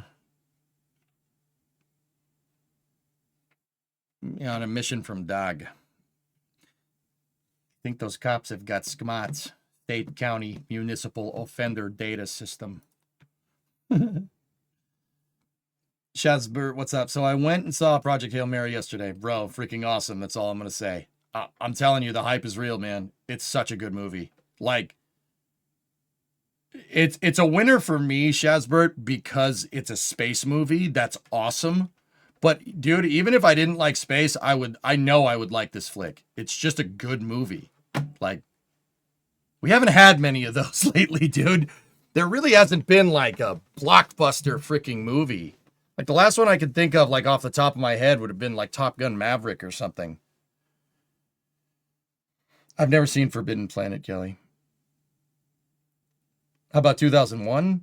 2001's great, man. Kubrick, dude. You can't lose with Stanley Kubrick. Everything that guy did was amazing. Because Kubrick does the same type of thing that I did. He's anal retentive about everything. Like, you know how I sit there and I keep working on it and I'm insistent on keeping working on it until it's right? That. Oppenheimer was a good one. Yeah, that was probably, Oppenheimer too. That was a good one. What's blockbuster? A high profile run, like a high profile movie. Are you excited for Spaceballs too? Yes, yeah. The new Dune movies, yeah. But the fact that, like, it took us a second to come up with, like, 5 really good movies over the last 5 years kind of speaks volumes, in my opinion. Like, think about, like, okay, take 1994, Jurassic Park, Shawshank Redemption, Forrest Gump. All in 1 year. Think about that for a second. Well, Jurassic Park was 93, but you get the idea.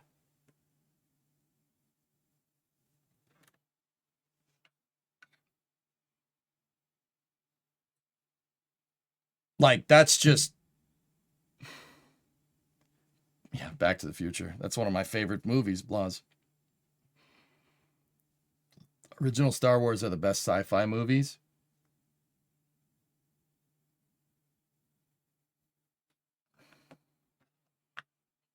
Jaws, Star Wars, Deer Hunter. So that would have been 70... So Jaws came out 75, Aldezert, right? I don't know. That's before my time. I know Star Wars came out in 77. Deer Hunter was 78, if I'm remembering right. I've seen all those movies. They're all good. They're all great flicks.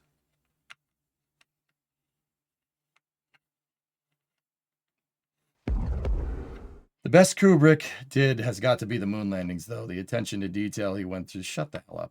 I've heard that joke 1,000 times. It's not funny. Read like Professor Farnsworth. Good news, everyone! I have achieved the required seniority to get access to machines that crews are made around. I'm training on a road grader. What?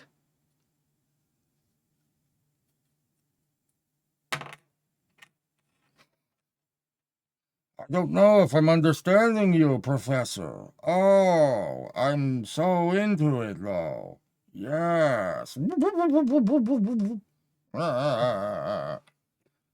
Star Wars is brought to you in sci-fi. Yeah, Jedi, you're gonna make a lot of enemies if you keep calling Star Wars sci-fi, dude. You're gonna make a lot of enemies, man. I think the general nerd consensus is that Star Wars is space fantasy. But with that being said, I liked Star Wars before Star Trek. Yeah, I liked Star Wars before Star Trek. I like both of them now.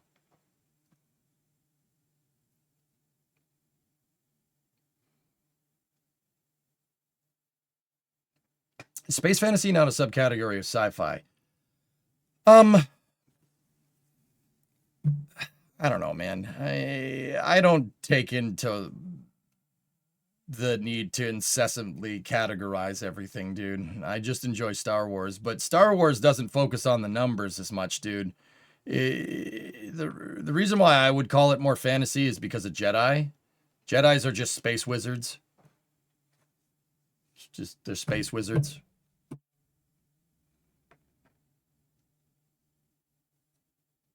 Clerks came out in 94 too. It did come out in 94. That was a good flick. So, I mean, there's wizards, there's space wizards. Wizards are part of, like, fantasy. But Star Wars was a long time ago. In a galaxy far, far away. Man. Nothing wrong with space wizards, but the fact that it has wizards in it is, one could make the argument that that's a categorization for fantasy. Like, the technology in Star Wars is not, with the exception of a lightsaber, which is the tool of the space wizard, right, is not, like, quintessential to the storyline. In my opinion, like, and that's the driver of what sci-fi is versus what fantasy is. You know, with something like The Expanse, you're talking about the ships maneuvering in space. The ships maneuvering in space and flying through their maneuvers and moving around the solar system is quintessential to driving the entire story. That's not necessarily the case with Star Wars. It is to an extent with the hyperspace drive, right? Particularly with the hyperspace motivators. If you know, you know. But that's not like super quintessential to the movie. Like, Star Wars could exist in medieval times. Like, that story could exist in medieval times and it wouldn't be any different. Swap out the Millennium Falcon for a horse. It's the same idea. You know, or a horse and buggy. Like, that's like kind of my line of denomination, I guess, if I'm going to draw one.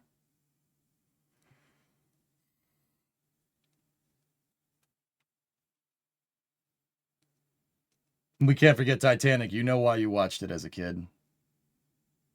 She was flying, Brun, okay? She was flying, right?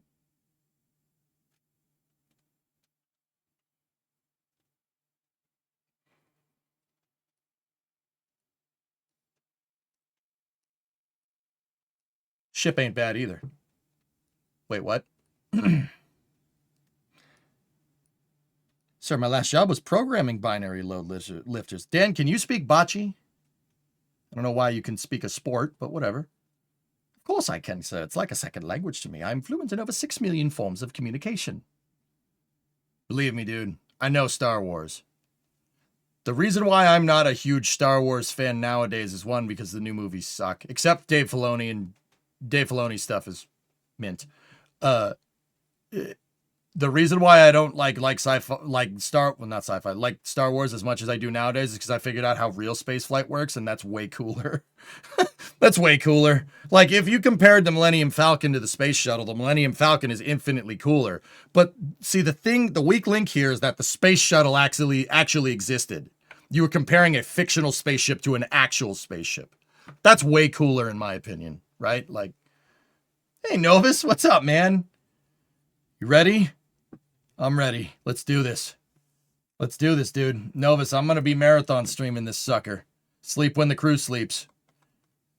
The only thing is flight day 5 because it's Easter, so I'm going to miss that one. But, yep, sleep when the crew sleeps. I'll be here, with the exception of Easter, all the way till splashdown. Stream's not going to go down. I'm going to keep the stream live. I'll sleep in the shop. They suck because Disney sucks. Yeah. Star Wars has gone cold for you until Andor. Andor's fantastic. Yeah. That's Show Simple One. I remember we had this conversation before Andor came out. I think it was right around the time like Rogue One came out, dude. Like right when you first came around on the stream, dude. We had a conversation. I think that was part of the reason why you subscribed originally, dude. That and I understood you chose Simba One. Kung Pao, baby. I remember I went on a spiel about how Star Wars is not some Disney fantasy thing. Star Wars is a dystopian, authoritarian empire, and it's not a nice place to live. I don't want Disney movie, quote unquote, Star Wars. It's not supposed to be some happy-go-lucky place. It's supposed to be a crap hole. And there's supposed to be an oppressive, tyrannical, galactic empire that's being run by space wizards, by evil space wizards. It's not supposed to be a nice place. Andor is that's perfect, dude. I love it. I love it. It's perfect. What about the YouTube stream? Will you restart it every 12 hours or upload the VODs later? I'm not sure how to do that, Flavia. I don't know. I'm going to be awake during the first sleep cycle, Gaw. Maybe we'll play games during that. Andor was excellent. Rogue One was... Dude, Rogue One's amazing. That's such a good flick, dude. The whole... Yeah, we're way out on spoilers. The whole space Vietnam beach assault thing that looks like it's something out of Apocalypse Now, but with Star Wars, at, what is it, Starkiller Base? Genius. So good, dude. That's perfect. That is... so good. I mean, it's based in history. The British Empire wasn't that bad, was it? Scarif, that's what it is. About as ready as one can be, Novus. It's time, dude. It's time. I'm feeling it. Let's do this. Yeah, Scarif, that's what it is. Mm-hmm.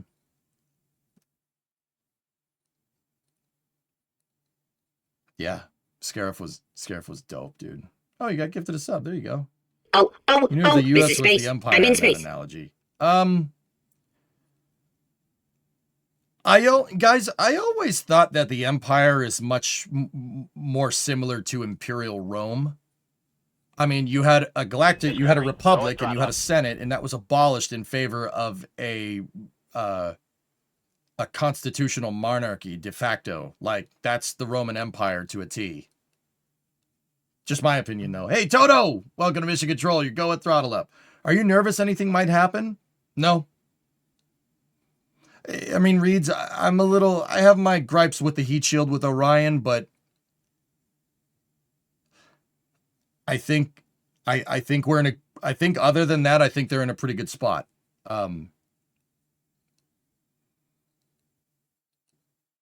It's a copy of Foundation, which is a copy of the Roman Empire. Yeah, it's also the history of the 30s and 40s Germany. I don't think I don't think that Star Wars is like Nazi Germany. God, I really don't. Now, stormtroopers are definitely toting around MG-42s, like in the original movies. They definitely are. Like, and stormtroopers, obviously, yes, that is a reference. But that, I think it's much more Rome. And kind of indicative of what living in Imperial Rome was like during the late Imperial period in Rome, than anything else.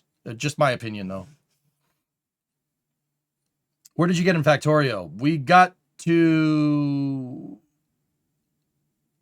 Volcanus, and now I'm back at the main base. We have to go try to get to the other stuff. Sturmtruppen was actually World War I. Yeah, but George Lucas... Yeah, you're right, Fraulein. You know, stormtroopers date back to the Imperial Germany, right? The Kaiser, which is funny because Kaiser is the German corruption of Caesar. I don't know, Roman Empire. Just saying. Just an additional point of fact. But George Lucas has specifically said that the stormtroopers in Star Wars are a reference to that guy. No, not the good ones. Not that there were good ones, but you know what I mean? Have you seen Fanboys? Yeah, that was the fan flick. Yeah, with the guy with the van. No, Wrath, I saw it a long time ago.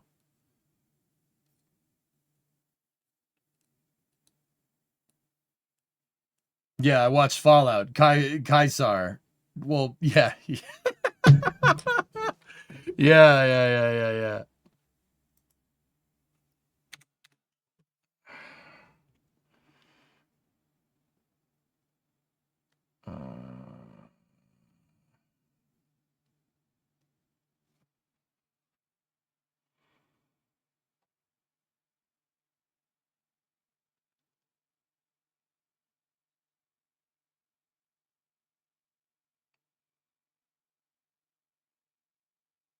Give me 1 sec. Got a message. Might be important.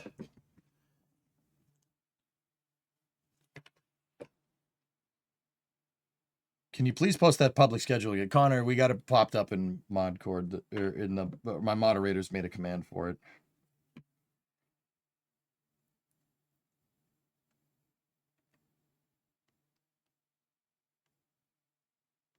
Sorry, I need to get something on my phone here.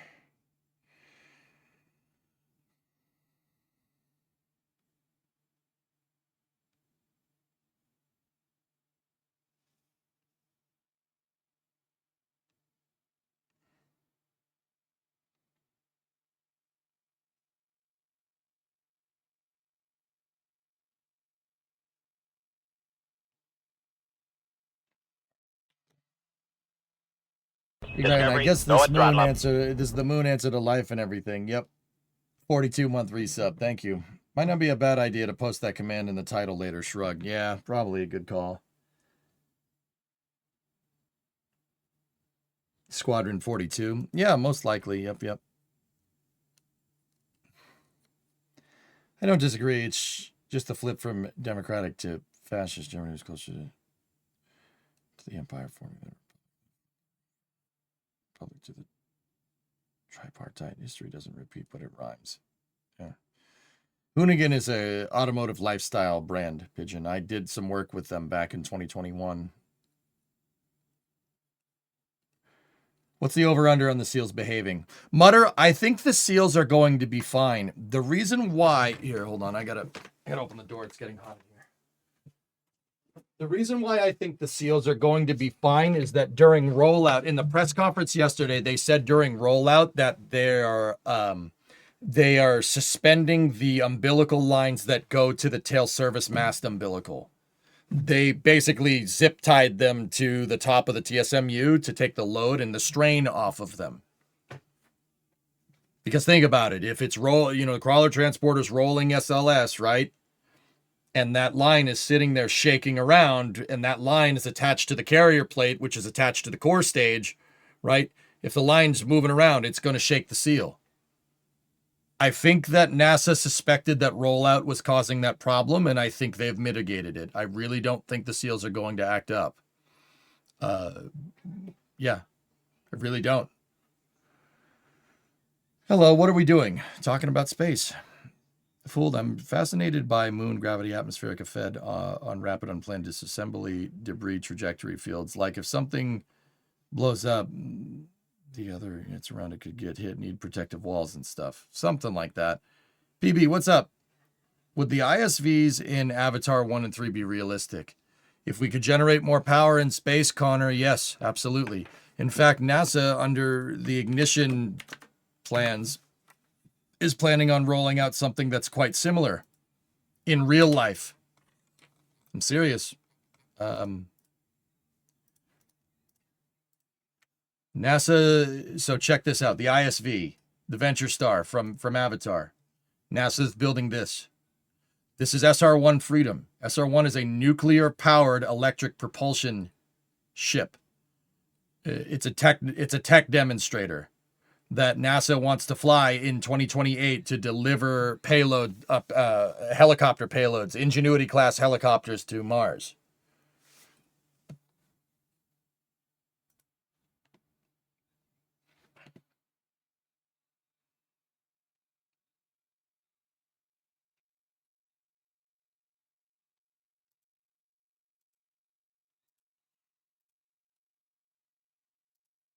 Baron, what is that? Like, I know what it is. When you say it looks familiar, what do you mean?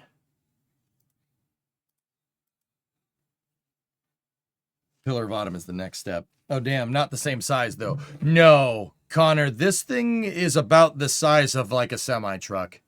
Well, actually, a semi-truck is about from here to about here. When it extends, it'll be probably, if you had a semi-truck towing 3 trailers.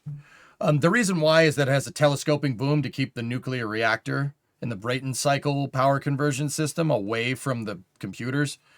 Computers don't like being near nuclear things. Yeah, it'll fry stuff. Wasn't Roscosmos announcing something like this 5 years ago, but never really bent any metal for it? Yeah.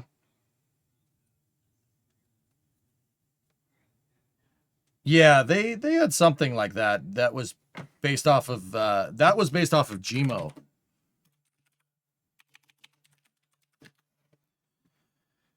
The Jupiter Icy Moons Orbiter. Look, this is a project from the early 2000s. They were going to assemble this on orbit using multiple Delta IV Heavy launches and send it to Jupiter using electric propulsion. It got canceled for Orion, actually, if you really want to know.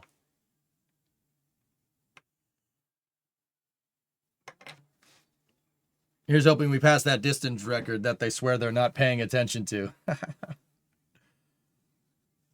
I know that Roscosmos had an idea about that in the past. That, yeah, that looks very similar. I don't know where they got that idea from, but the GMO is from 20 years ago, so who knows? SR-1 Freedom, I think, could be a good idea. If NASA, I've said this, we were sitting here thinking about SR-1 Freedom. If NASA does this and this idea shows promise, well, this thing, 20 kilowatt, a 20 kilowatt nuclear reactor with a Brayton cycle powering electric thrusters. Those thrusters probably have about as much thrust as me doing this. But you guys got to remember, that's all you need. You don't need, not everything needs to have like 1,000 kilonewtons of thrust, especially if you had a nuclear reactor type vehicle. So a system like this is much better. It would be much better at transferring from like Earth to Mars in the future with people on board, or like Earth to the moon with what's called the brachistochrone trajectory. The quick and easy way of saying it is that, you know, halfway through your transfer, you're accelerating at Mars under very low velocity, right? And then halfway between your transfer, you flip the thing over and you decelerate from the rest of the way. And by the time you fully decelerate, you're basically circularized around Mars.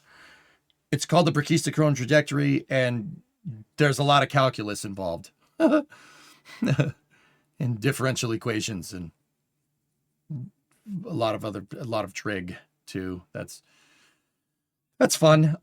So something like that might not be the fastest way to get you to Mars, but some SR-1 Freedom, you would very rarely have to refuel it. And well, your transfer window out to Mars with your proverbial, you know, like your ship, right, would not, it would take a little while to get out there. You'd be, if we could even get one of those things to accelerate something at like 1/6 the gravity, so like say mimicking gravity on the moon, that'd be much better for humans over the long run. Because yeah, your body, long story short, your body doesn't like floating around in space for long periods of time.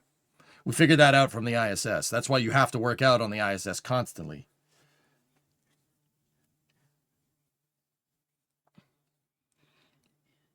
If you want to think about it being equivalent to a cutie orange per second, What?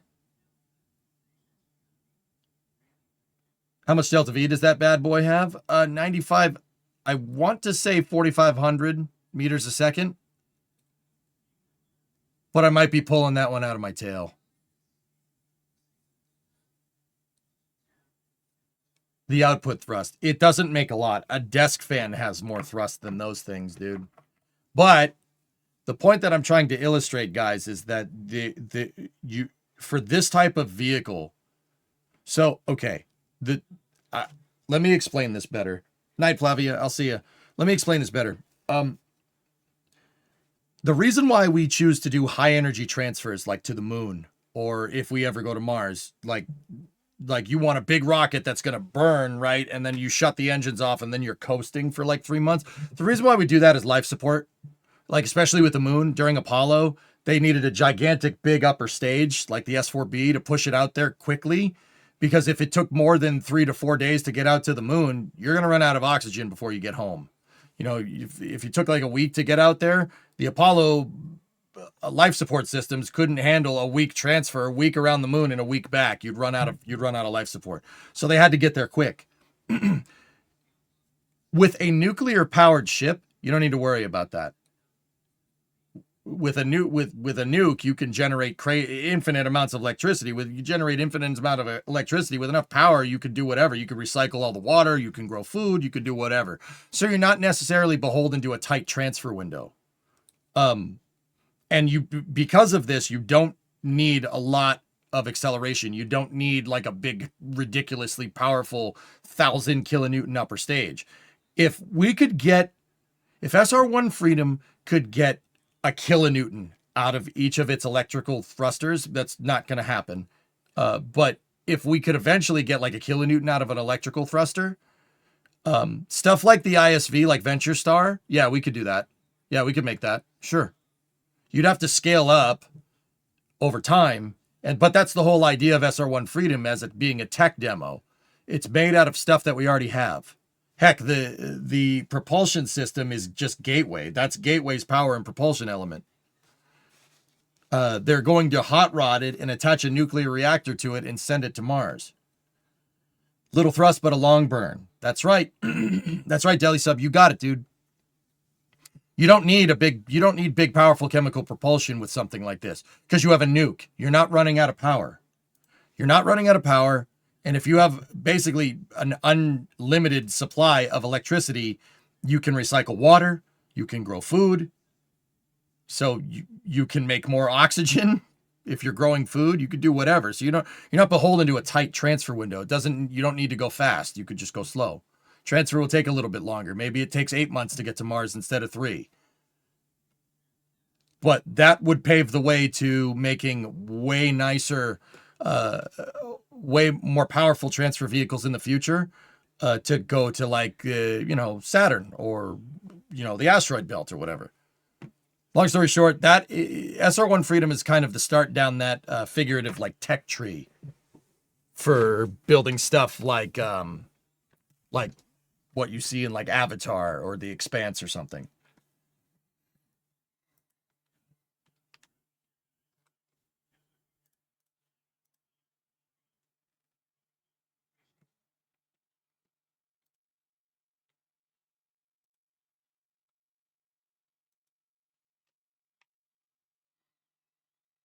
It could also be a good space trains for deliveries between the planets. So, Todd, it's funny that you mentioned that. I personally think there's an ecosystem where something like this and something like Starship exist in the same kind of realm. The reason why is because I just said all that stuff about life support, et cetera, right? But okay, so let's think about what something analogous to like terrestrial transportation systems, all right? So SR1 Freedom or a nuclear electric thing is it's going to take a long time to get there, but it's going to be notoriously efficient. What does that remind you of? What would be the analog for a terrestrial transportation system here? So very, very efficient, doesn't go very fast, takes a long time to get there. Container ship. Bingo. Now what's Starship? What's Starship? Takes the shortest amount of time to get there, way faster, gets there way quicker. Well, that's first 1 and 3 are kind of the same. What's that like? That's like an airplane. I think in the future, these nuclear-powered ships will be somewhat analogous to container ships. Container ships take a longer time to cross the ocean than an airplane, right? A 737, I mean a 737 nowadays can make it across the Atlantic, which is bananas to me, but whatever. That's pretty cool. A322. So you have an airplane that goes across. Does that mean the container ships are uncrewed? No. I think stuff like SR-1 Freedom is going to be a very good way in the future to move bulk cargo. I'm not talking the 100 tons that Starship can move around, to Leo, to the moon, to Mars, right? I'm talking like, guys, these nuclear electric engines, even if we had a nuclear electric engine that made 1 kilonewton of thrust, dude, it could move thousands of tons to Mars in one shot. It would just take a long time, but it could move thousands of tons. So you're thinking the Nostromo style from Aliens, something like that, yeah. Did the math for a brachistochrone trajectory between Earth and Mars at 1.6G. Time to travel is 10 days and 14 hours.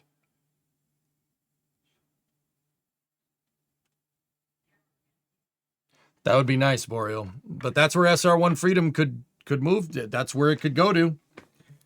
I don't know about you guys. I would want a bunch of crewed NASA nuclear electric ships flying around the solar system with astronauts exploring. Yeah, I got nukes. Molten salt thorium reactors, yeah. T equals 2 square root of D. What is D in your math, Boreal?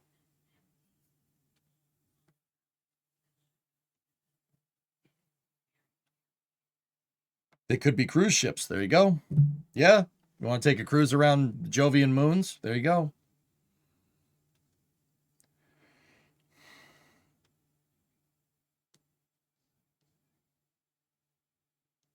Time in seconds. D is distance in meters. A is acceleration in Earth gravity. Yeah. Okay, yeah, you're using distance. All right, gotcha. Sorry. My math skills are not the best. That's a weird looking Soyuz. What's that, Phil?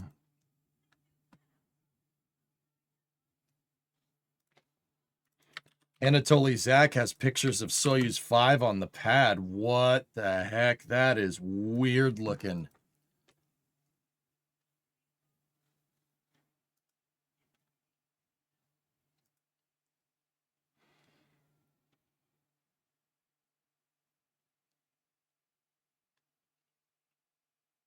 Dude, that is so strange.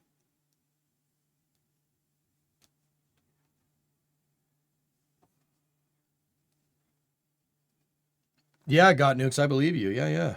That's an RD. It's not a 170 lava. It's a 171 MV. The 171 RD171 MV is the modernized variant of the RD170. But yes, it's basically an RD170, but that's not what they call it. I'm just giving you context. I'm not trying to correct you. MV in Russian stands for, I'm not even going to guess, but I'll do it to be funny, I guess. Modernitsa variant or whatever. No, it's not a mistake, dude. You were right. It's basically an RD170. Modernaya Versia. Yeah, probably. Yeah, probably. It's just weird, A, seeing a Soyuz rocket with a transporter erector, and B, seeing a single-stick Soyuz. Space News at 4. No. No, I'm modernized. Yeah. It's Zenit, but with a Soyuz upper stage on top of it. Yeah, modernized version, Yuri. How do you say that in Russian? I don't remember.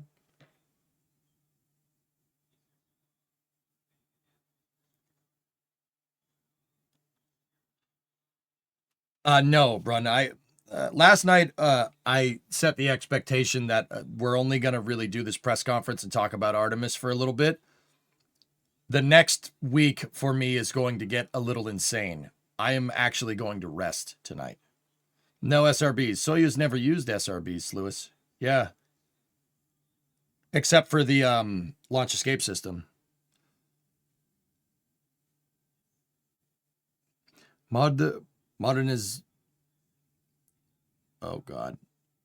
All right. Hold on, Yuri. Give me a second. I got to make my brain say that word. Modernizirovanaya Versia. I know I didn't say that right, but yes, that. Do we know when the Max and Jared thing is going to go live?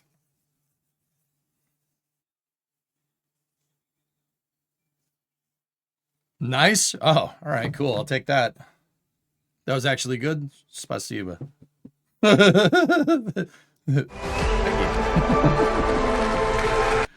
All right, I'll take it.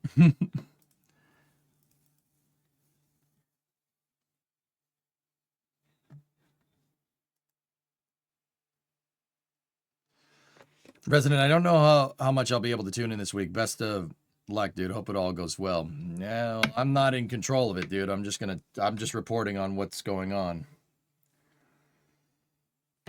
Nader, you're waiting for your next flight. I hate layovers. You're stuck at LAX right now. Don't end the stream till I'm on my next plane.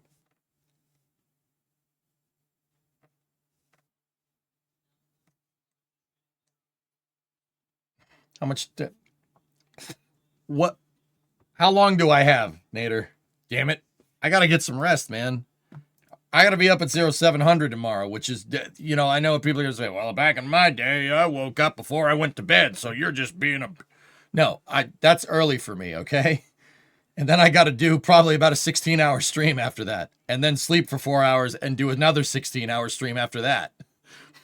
So, dude, I need to get some rest, homie. What time is launch? Artemis 2 is currently targeting 6:24 p.m. Eastern Time tomorrow. Back in my day, we went to bed uphill, both ways. About half an hour, I was joking. Please don't do that to me, man. Back in my day, I used to sleep before I went to bed. You're just being a bitch. Both ways. I slept both ways in the snow, and I liked it. It's just... What? What?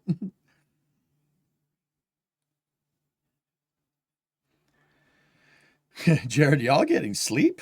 I'm going to try to, dude. This is going to be... I remember my first part-time job.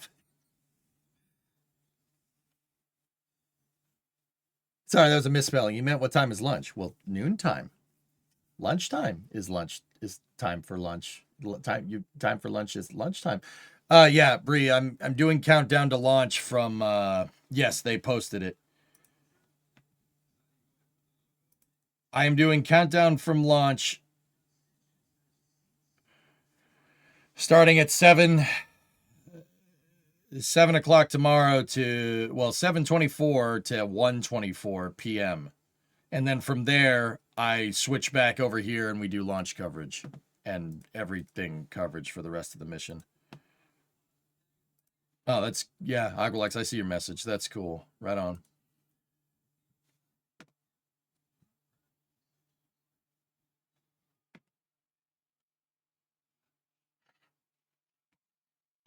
You're looking forward to seeing Max's interview with Rook. Yep. Rarest, you're excited for the long duration stream. This should be super fun. Yeah, this is going to be a challenge. Guys, I'm going to try to do this, you know. Once again, the only blackout time for me is flight day 5 for the most part. Because it's Easter and I already have Easter plans. Do you think it'll get delayed? And if so, by how many? I do not think it's going to get delayed, Sea Kraken. I think you know, I'm not, you know what? Never mind. I rescind that. I take that back. I think that they're in a good position to launch tomorrow. Let me put it that way. Launch and lunch coverage? Yeah.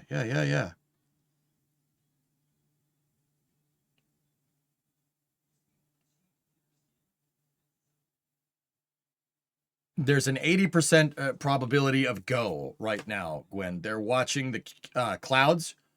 There's cumulus clouds. The ground level winds they think are going to be a little bit higher tomorrow, but not enough to constitute a violation. And what was the last one? I believe it's flight through precipitation. Basically, you don't want to launch into clouds that are that have a lot of water vapor in them, because that's basically like pressure washing your rocket on the way up. It's probably bad for it. Probably bad. I dropped the thing. 80%? That's almost 100%. So it probably already launched. Yeah.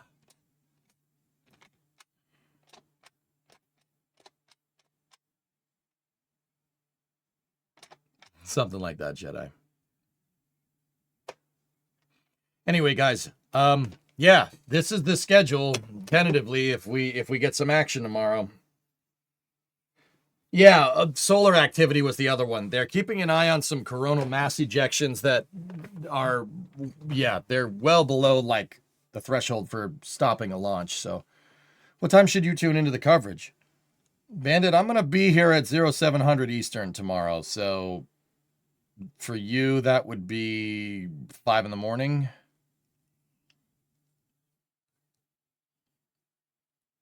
I almost thought this was your calendar. Nope, that's NASA's.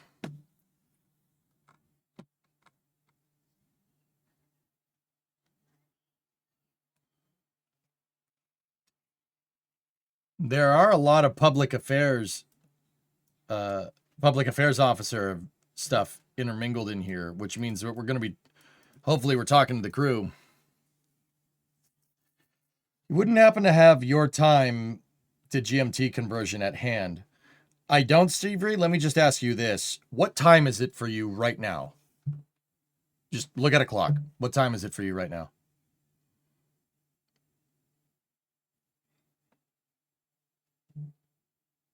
It's midnight for you. So it's 11:51 p.m.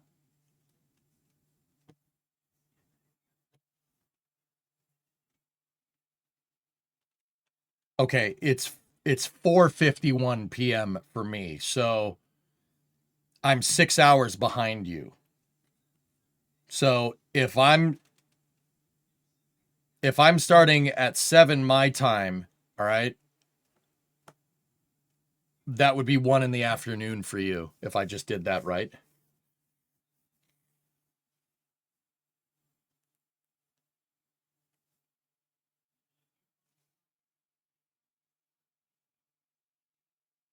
I did not do my math right, and that's how I know I need to get more sleep. I missed an hour.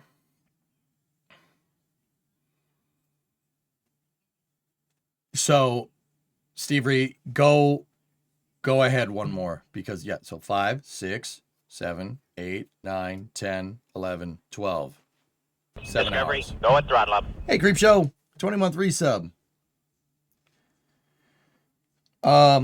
So yeah, you're 7. So that would be 2 in the afternoon. It would be 2 in the afternoon when I pick up the coverage for you, dude. So yeah, I just want to make sure I corrected myself there. We'll be back on Eastern time tomorrow. No more Hawaii until October. Just tornadoes and hail. That I'm sure that's fun for you. Last for the thrusters on SR1 Freedom. Okay, what's up? This should be the thrusters used on SR1 Freedom, since they were the ones that's supposed to go on the PPE for Gateway. How much thrust do they make? High power performance is 60 millinewtons. No, 600 millinewtons of thrust. Interesting. So 600 millinewtons is what? 0.6 Newton? 0.06 kilonewtons? That's not a lot, dude. That's not a lot.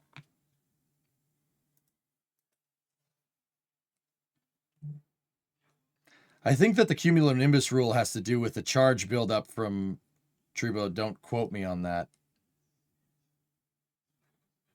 Novus, I said it was flight through precipitation. So this was from the 45th launch space. I was about to say 45th Space Wing, Space Force Delta 45 chief launch meteorologist. We just watched we just watched the press conference. It was like 3 hours ago.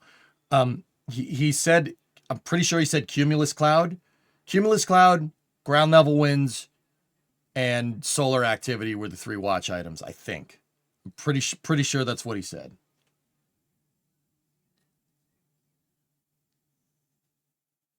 Quite a lot compared to a lot of other ion engines. Yeah, 0.6 Newton is not bad, dude. Hey, Pat, 19-month resub. Thank you. Go at throttle up. For you, Yuri, it's 1 a.m. Yeesh. You're in the past? Yeah. Yeah, I like living here. It's nice.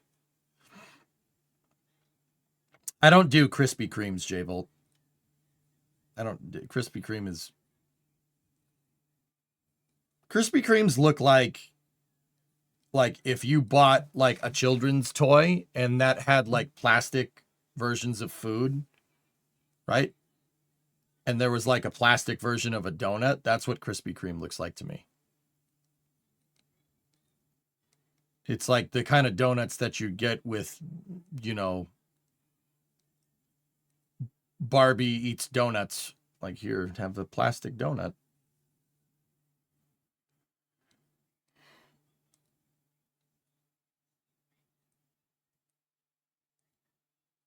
Krispy Kreme is delicious diabetes. I will get my diabetes locally sourced, thank you very much, from Dunkin' Donuts. Okay.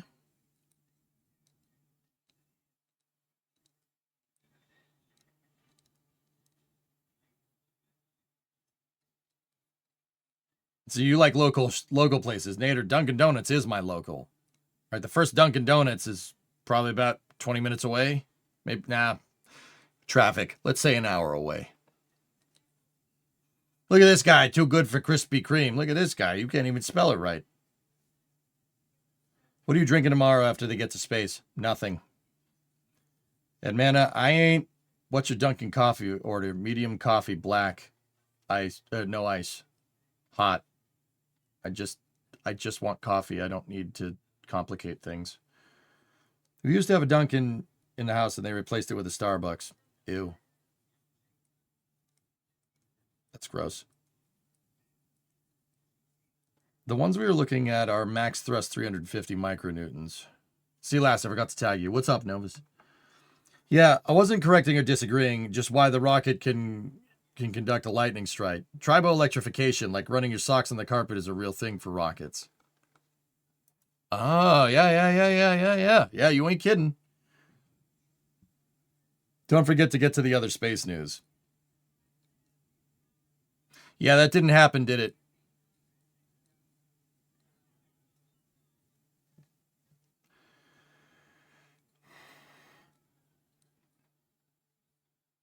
I mean, I could show the update, the space news from today that you linked, dude, but yeah, we're not. I'm needed elsewhere for a second, and then I got to get some rest. What are you drinking after splashdown? Knob Creek.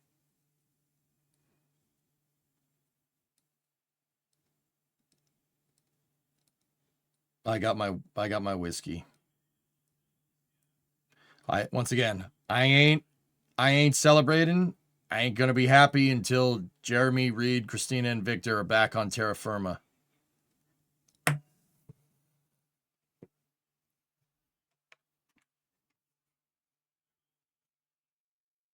Still got Knob Creek. You have left. It's not like I can't go to the store and go and get some more.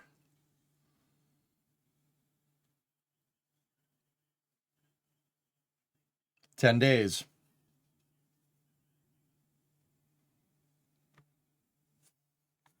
Yeah, guys, check this out. So, Creeper, we'll share this and then little bit of thing. Stoke got one of their first engine installed on the engine section for their Nova rocket. That's one of the Zenith engines fitting onto the Stage 1 aft module. Pretty cool. Yeah, dude, look at the billet anodized aluminum.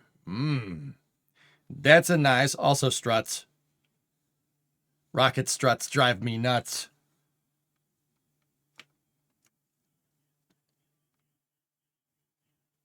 I'll join you with some whiskey. More of a Scotch guy, though. I'll have a drink of my Macallan. Actually, so guys, I have and once again, I firmly understand that beer doesn't work this way, but I have some of the Sam Adams Spacecraft IPA. I have 1 can of it left in my fridge, and I've been saving it. Once again, I fully 100% understand you are not supposed to age beer. You're supposed to drink it. I have a can of this in my fridge. It's Spacecraft IPA. The hops that were used to brew that beer flew into space on the Inspiration 4 mission. I think that would be a good time to crack this thing.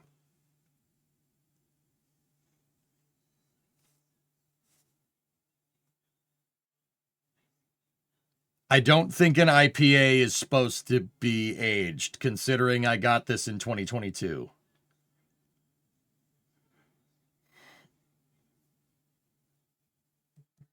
Pop that when they reach the far side of the moon.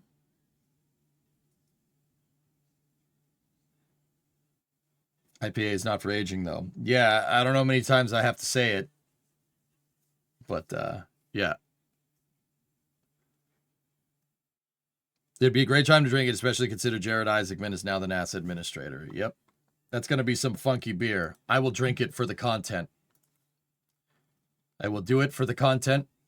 You know what, Jim? I like that. I like that as our halfway point. We'll drink that at Close Pass on the Moon on flight day 6. Please don't throw up. Whatever happens, happened. I only have 1 can of it left. I drank the other 3 when it was new. Pour it into a glass and save the can for your display. Oh, I might have another can up there. I don't know. No, that went skunk a long time ago. Yeah, I know.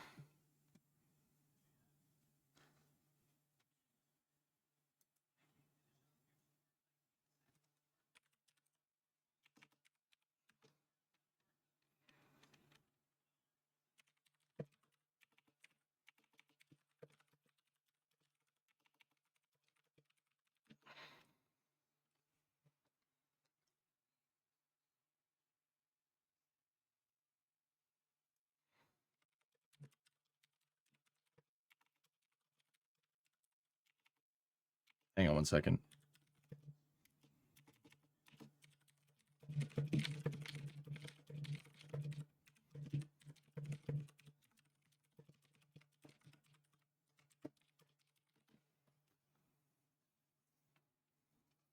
All right, Sea Kraken. Yep. Why not save it? It would be worth more to you. All right, whatever. I don't have to drink it.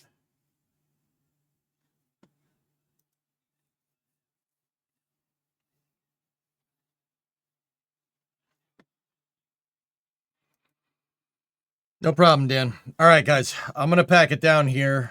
I'm going to get some rest. I think you all should too. This is going to be...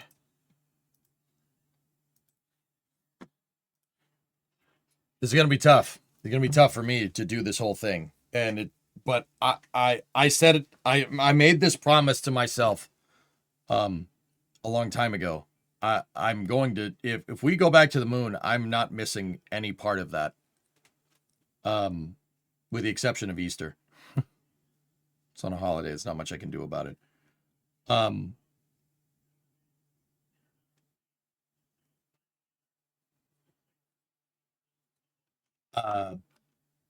Yeah. This is going to be a challenge. It's a promise that I kept to myself that I'm going to try to keep for myself. With the exception of Easter on Sunday, I will be here for all of it. I'm not missing a day. I'm going to sleep when the astronauts are going to sleep, and I will try to, because connection permitting, etc., I'm going to keep the Twitch stream's going to stay live. I'm just going to sleep in the shop, and I'll have the comms open when I take a nap. The only time I'm going to be leaving my console here is to either take a shower or to go to the bathroom. That's it.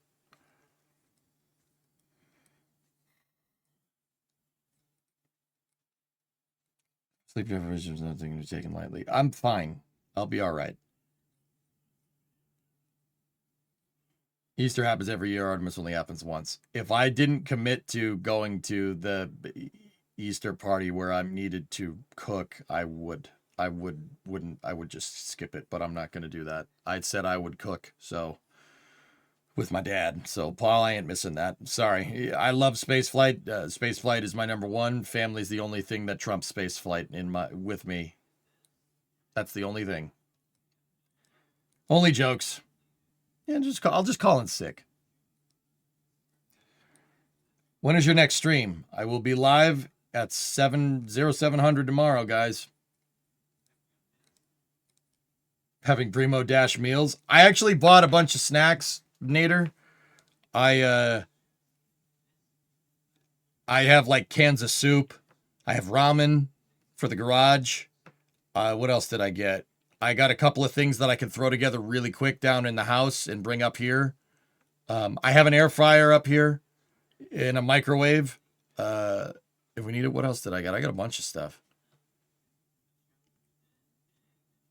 Yeah, I don't like snack foods. I mean, snack foods are delicious, to be very clear, but if I bought like 20 bags of chips, I would sit here and eat those all day, and I'm not doing that. That's not good for you.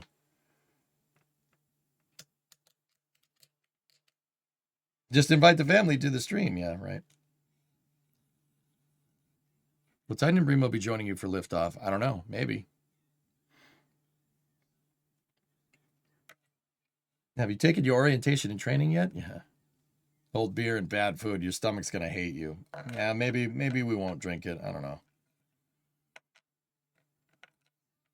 Anyway, guys, I'm going to pack it in here. Thank you very much for watching. Let's see if we can raid somebody on Twitch. I haven't done that in a little while. Let's see who's out streaming.